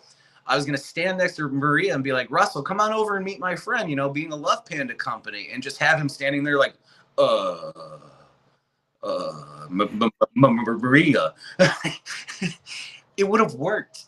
But a couple things. I know you guys haven't even really got to ask me anything. Shit, I'm sorry. Oh no, man, we're loving your story right now, man. Keep going, man. We're all good. Today was so crazy because of the amount of TikTokers that found me today. That shit was wild. Nathan and Spicy Guac, who bought my ticket for Forbidden Door tonight, was one of the TikTok followers. Bought me my ticket to Forbidden Door. There you go. No, well, that's goals right there. I hope one day to have his kind of clout. Because I called Ryback a potato and that went viral. That was amazing. Are you still? Those fucking facts. Fucking facts. Fuck that guy, dude. I don't remember who it was. Oh, it was Alex Kane. Alex Kane said something about potato in his video, and I was like, I tagged you. Oh, that's all I could think of when I saw it. I tagged you in it, and I was like, is this I love is this Alex. a Ryback reference? I've been on my show a few different times. He's such a good dude. And it pretty much looks like I'm kissing his ass right now because next Sunday I'm hoping he's not in that influencer battle royal and just beats the shit out of me. So I love you, Alex. If you're seeing this, you are amazing. Alex is going to be in the influence. Alex is going to be in the influencer battle royal. He asked AJ where his invite was, and I was like, please don't. That's where I did the whole Simpsons I'm in Danger video was because of Alex Kane. Right. It's like, where's my invite? I'm like, oh, I'm dead. He's not going to be in it though, right?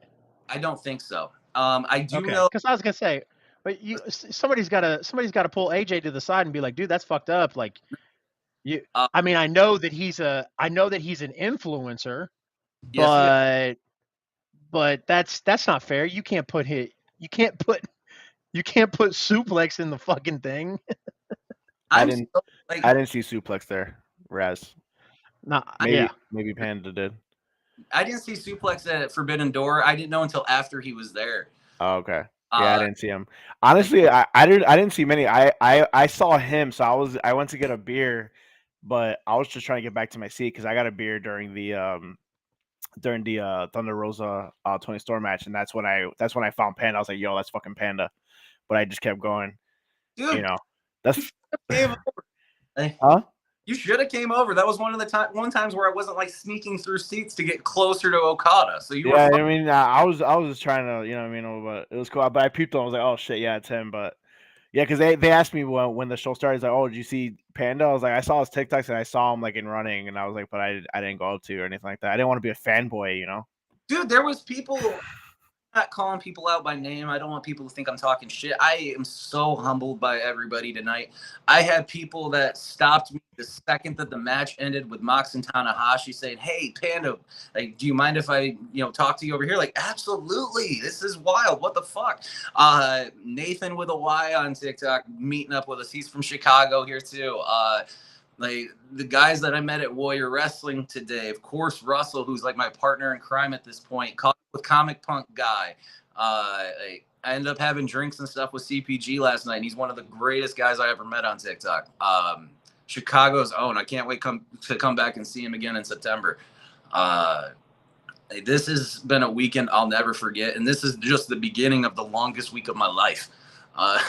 Because we got Forbidden Door tonight, we got Blood and Guts on Wednesday, and then Sausage Castle in Orlando. Yeah, you're going to Blood and Guts, right? That's in Detroit, right? Yep, I am 6th row at Blood and Guts. Yep. Nice. So then after Blood and Guts, you're flying all the way to Orlando for the sausage. Yep, I have a busy week, dude. Chicago, Detroit, man. And I'm not even really in the business. Man, that's pretty awesome though, man. That's fucking.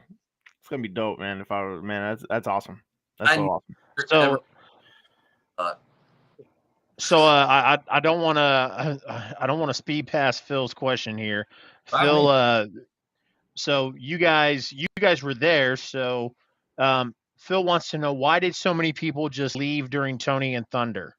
I want better for this division, and people should want the same. Well, I don't know about Panda, but the only reason I left is because one of my boys texted me that they were behind my section. That's the only reason I left, because I don't know about them. Tony's Bay, so I didn't want to leave. But my friend was like, hey, come get a beer real quick. I'm in my section. I'm like, all right, fuck it. And then that's when I came back, I didn't run into Panda. I saw him because I was a little lower when I was going to my section. He was like, I think he had like a railing in front of him or something. Yeah. So that was you then, right? Okay. Yeah. Yeah. So I was like, oh yeah, that's fucking Panda. So I was walking, but I didn't want to leave during my match. It's just because my boy was like, hey, come get a beer with me real quick. Because I was like, all right, but Tony's Bay, so I didn't want to leave. So, And Phil's not wrong. And that's part of showing women's wrestling that we don't have a Kenny Omega of the women's division yet. We're still building those things. And, even with the Britt Bakers, the Thunder Rosas, the Tony Storms, it's not like back in WWE. And I'm not comparing apples to oranges with WWE to AEW, but with WWE, I was at a lot of those events, and when you'd see like the Butterfly Divas title matches, everybody would disappear. And I agree. Yeah. I saw people that did content, even our good buddy Suplex that did a video showing all the people leaving during the Tony and Thunder match. I watched the whole damn thing of it. Like, it wasn't as many people as you would think would have left. Like Suplex said, there was probably about 10% that disappeared during that match. He's probably right, about 10 to 15%. I'd say he probably went out. But compare that to what we've seen in the past. When we would see like the Bellas in a Divas title match on Monday Night Raw or something like that, and you'd come back from commercial break and the bathrooms would be more full than the arena. Where now, even with Thunder and Tony, let's say 15% of the people went out to get a beer. That's still 20,000 people minus the 2,000 that didn't see the match. I mean, that's a great way to put it. Yeah, is great. Absolutely. Yeah. As fickle as people, and especially wrestling fans, want to be of, well, you know, look at all the male wrestling fans disappearing. Yes, but also look at the counterpoint of seeing all the people that are still there. We didn't zoom in on all those parts of the people that were still there. We were too busy focusing on the one part of the people exiting. There's variables that we miss because we only see what the world wants us to show. Yeah, it's like on social media, like especially TikTok. The ones that are criticizing all of it are the loudest, right? You know, so And I mean, I love people like Phil and you guys, where it's not as much, and that's what I kind of do with when I do my presentations and my whole last week tonight type of daily show shit I do, is I don't want it to always come across as that fickle fan. I want to try and show the counterpoint of everything I do. And that's part of what absolutely myself and like Phil does, you guys do. I like Russell and I had a nice, great conversation on the way down to Chicago because he's the chaotic good. If I've been so chaotic evil because of the Kevin and the Josh and the Ryback shit and all of that, Russell is necessary. CPG was necessary. Yeah. He was our neutral, but he left. Yeah. So now it's just like, yeah. And I'll because tell you what, dude, I popped when I saw Comic Punk guy in your video. So I popped real big. Yeah, you got combo guy out here dropping cameos and shit. Yeah. The part about Comic Punk guy last night. All right, so I did the video about CPG in his wild Pokemon appearance he did for that with us last night. But what the world doesn't know is there was 4 of us that were there at the bar that night. There was CPG, there was myself, there was Russell, and then there's my co-host Nick from my Uncut Wrestling podcast. CPG covered the tab, and we didn't know until he walked out of the bar to go watch the rest of a hockey game that he covered the tab even. Like, you beautiful bastard. That's why he's one of the great things. I love CPG, and I will never say his government name because I love him to death, but God damn it, I love CPG. And that dude, whenever he comes back to TikTok, I hope he gets all the damn people back. Yeah. No, yeah, sure. I agree. I when he left, I was like, you know, and you know, I would never like say anybody particular, but I was like, you know, out of all the negative Nancys that are on social media and a part of this community, you know, that it's going to happen. Every type of community is going to have the negative ones. You know, everybody's like, well, wrestling TikTok is so toxic. Well, people are toxic. It's just you gotta learn to balance it out. Yeah. When he left, I was like, man, why couldn't some of these other people leave? But you know, it'll get you. I left TikTok for a little bit, and then when I started doing this thing, I was like, well, I might as well go back. And then I was like, you know what? But if I go back, I'm gonna have fun with it. I'm gonna joke. I'm gonna shit on stuff. I'm gonna praise stuff. Like I said, I'm gonna have fun. And that's what I'm doing now. So I've done some videos about, like, you know, only been on TikTok a little over a year and shit like that.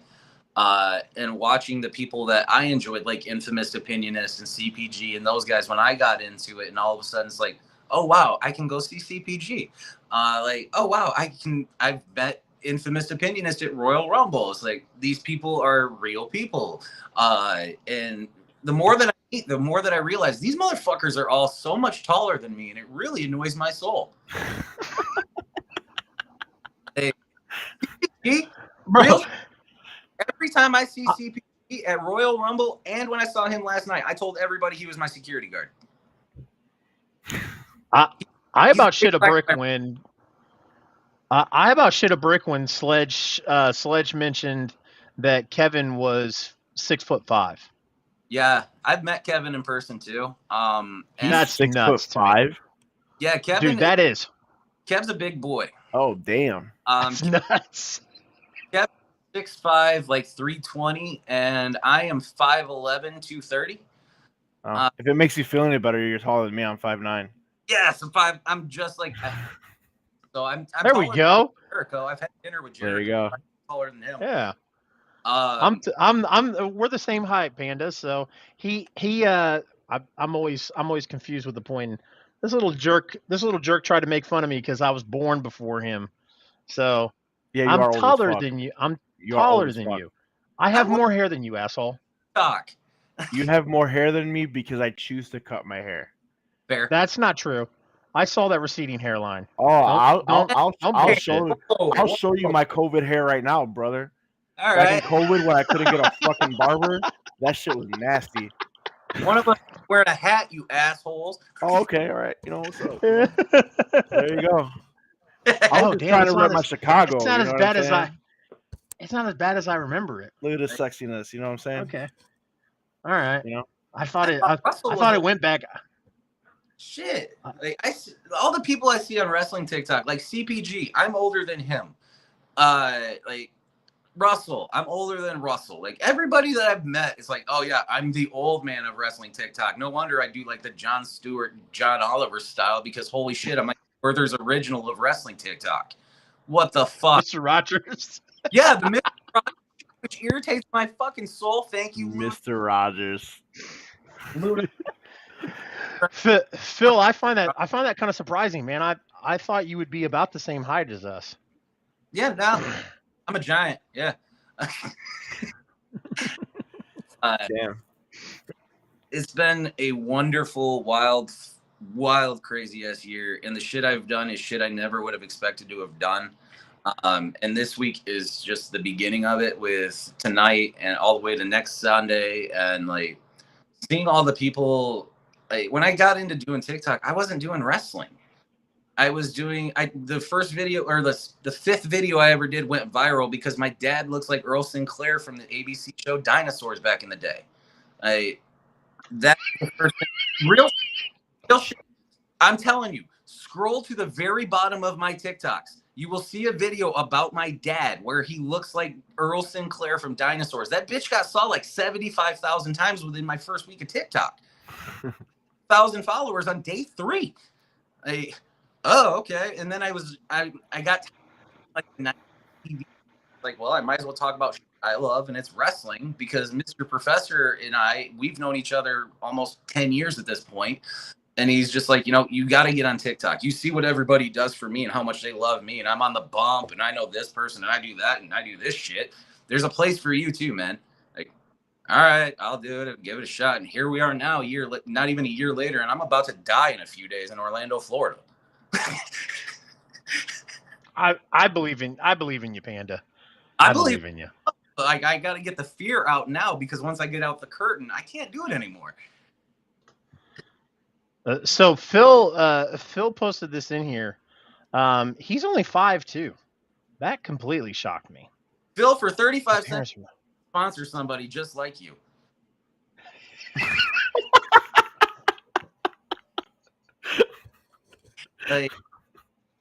So I didn't know that Mark couldn't see. So how my screen is set up is I've got the chat on the left side, and then I've got our main screen right here that we all can see, and then on this side I have all 3 of us and whoever is backstage. Oh God! So for all the shit you saw from me. I was watching you, and I was like, I put in the private channel. I was like, can y'all see? And Phil didn't say anything, and Mark was like, no, I can't see him. I was like, What was he doing? The Dude, world wants to like, know. just shenanigans. Like, and I'm trying to keep a straight face while we're talking, and then like I'm laughing, and like, you know, Phil's talking about how kick ass this pay per view is, which it was, You're and like, I'm like trying to keep a straight face, and Panda's over there going, and like a bunch of other stuff, and I'm like, what is going on? the whole time I Yeah. cracking up over here in the corner, and I'm like, I think he's laughing at me, but I can't tell, so I'm gonna just keep doing it. And I'd see you smile more and more. So sorry, Phil, but I don't fucking care at this point. Yeah, I was. It was like I said, it was shenanigans, and I was dying. And then like Phil would say something funny, so I was like, all right, it's cool for me to laugh now. It's been a wonderful night. I don't want to drive back to I Michigan. bet. But I'm glad to get home, see the family and everything, recharge for a couple days. I'm trying to heat the decorum of this show, and Chase is laughing at me. Yeah, I wasn't laughing at you, Phil. You laughed at me for sure, Phil. You could have saw the shit I was doing while you were talking in the green room there. Oh my god, you would have hated me so much. Between me going like every 2 words you were saying, wrapping the clock up, sitting here like this, fake shooting myself, fake hanging myself. Yeah, I didn't see you doing this, but I was like, because everybody else was sitting there waiting patiently, and then I looked down at you, and you're like, and doing all this stuff, and I was like, what is he doing? Hey, at least I can keep you entertained, all right? Even in a green room, Absolutely. myself company all the time. Absolutely. If my phone dies, I'm sorry, by the way. So yeah. First, I didn't get to say thank you guys for even having me on. I appreciate it. Absolutely, man. Man, anytime. cool. I feel kind of man. bad because I kicked Arkham Prince off after 3 or 4 minutes, and I kicked Phil off after 5 minutes, and I think Panda's been here for 15. So. Yeah. Yeah. I should probably fuck. That's all right. Yeah, this guy's trying to be a hard ass, talking about we're only gonna give you 2 minutes because it's 1 in, people gotta work, and Panda's over here taking over the show. It's what I do. That's all right. All right. I'm okay with it. Yeah, it's cool. All right. I love you guys. Thank you for letting me be here. Did you see Grand Slam is coming back September 22nd? I'm totally going, by the way, since I went to the last one. Okay. Spicy. No, I didn't notice that. But All Out's going to be September 4th at the UC. You think your boy's not going to make another trip to his second city? All right, well, let's go. I'll see you then. And this time, don't be afraid to jump out of the beer line, damn it. Dude, I need a beer. Not at $14.75 beer night in Chicago. I have a friend that works in the UC, hence why I got to move up. So I was also in section 302, and every time he works at the UC and he works at the Wintrust Arena, so he always tells me just to buy shitty seats and then I get moved up. That's what I did. Yeah. I bought shitty seats and then he moved me up. So I had no idea where I was gonna sit. And then did y'all say $14 for a beer? I don't pay $14 for a beer in the UC. If Panda wasn't afraid to approach me, he probably would have had a $2 beer. Yeah, it was $14.75. I saw in some of the prices as I was walking around for that. Yeah, the prices is nuts, dude. And the prices are nuts in Chicago, bro. Yeah, no shit. As a guy who's, I know, Michigan, it's like $9, $8 a pack. Here it was like $13.50. The hell? What the hell? Like, we'll say the anti-tobacco prices in Illinois compared to Michigan. What the hell? I mean, what's worse? You're the one who did a road trip to Chicago. Gas prices fucking $8 and shit. Your boy with the $14 beer. Huh? I road tripped with WrestleMania. He's a Love Panda company. Okay. He's a major stockholder.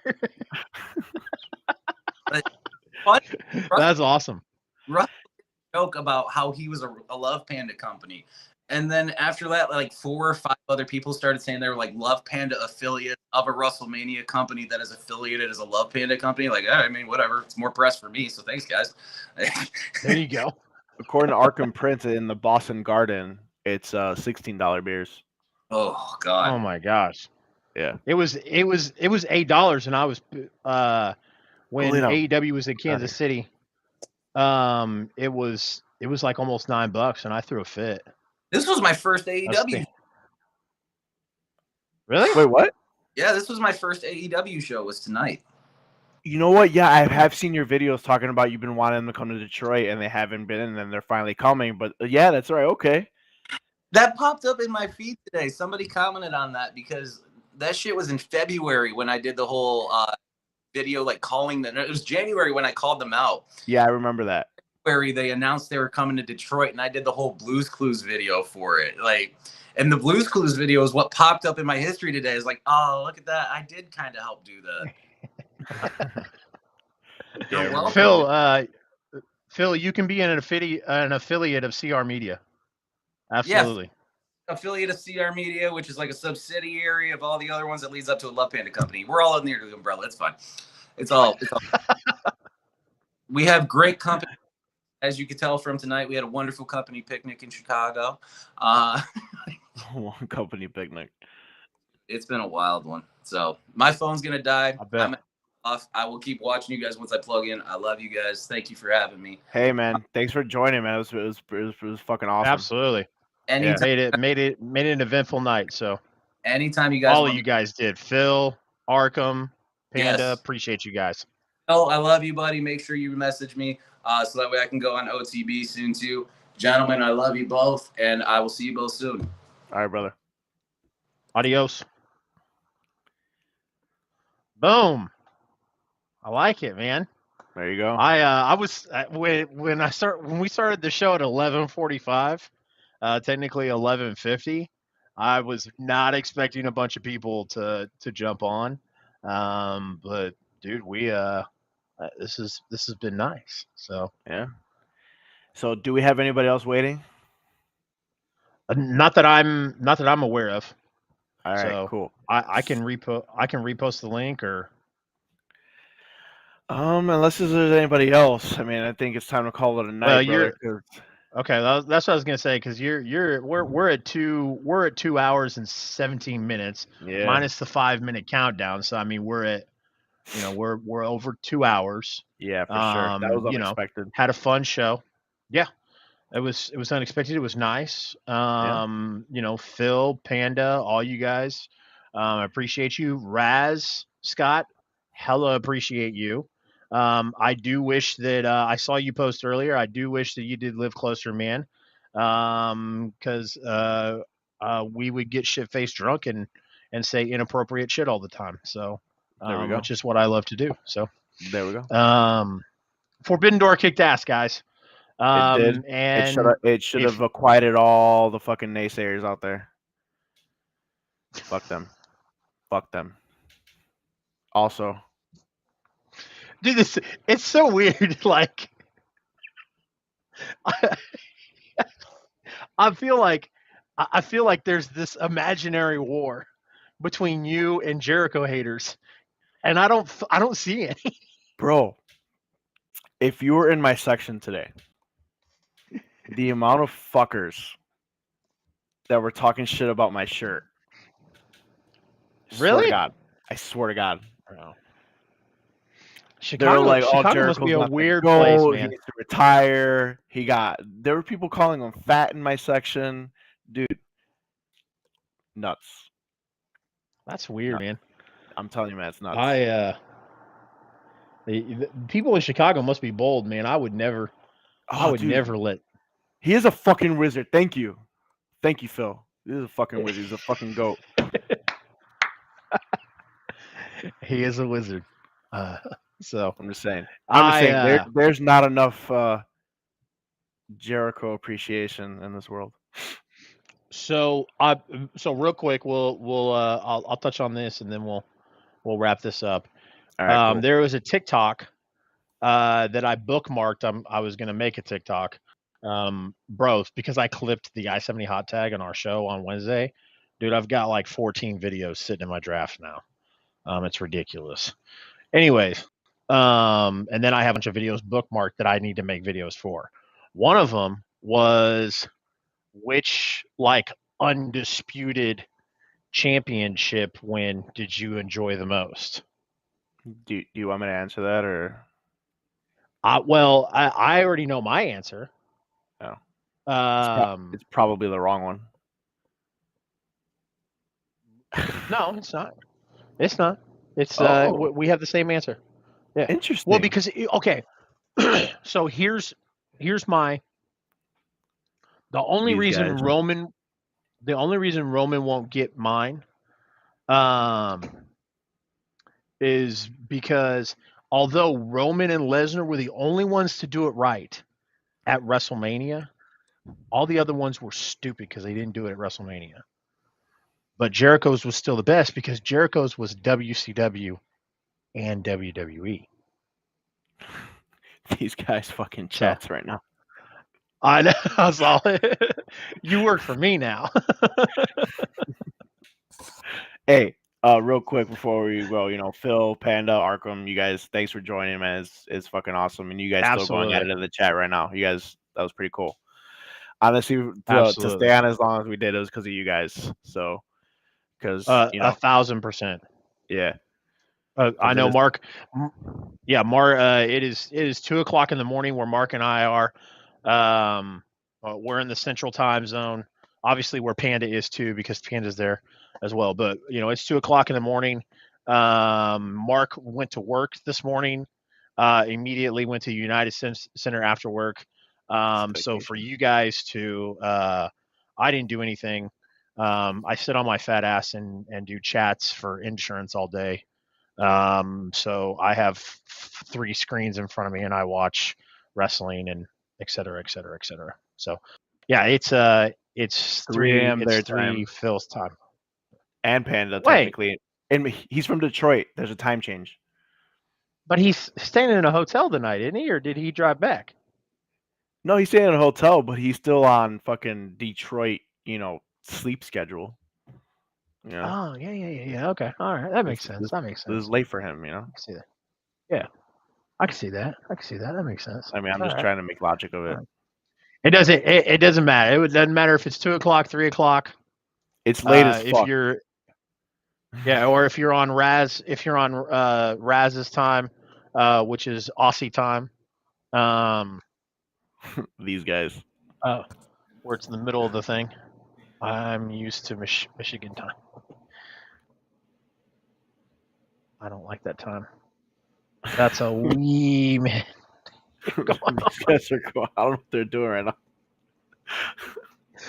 So yeah, guys. Again, much love. Appreciate you. Forbidden Door kicked ass. We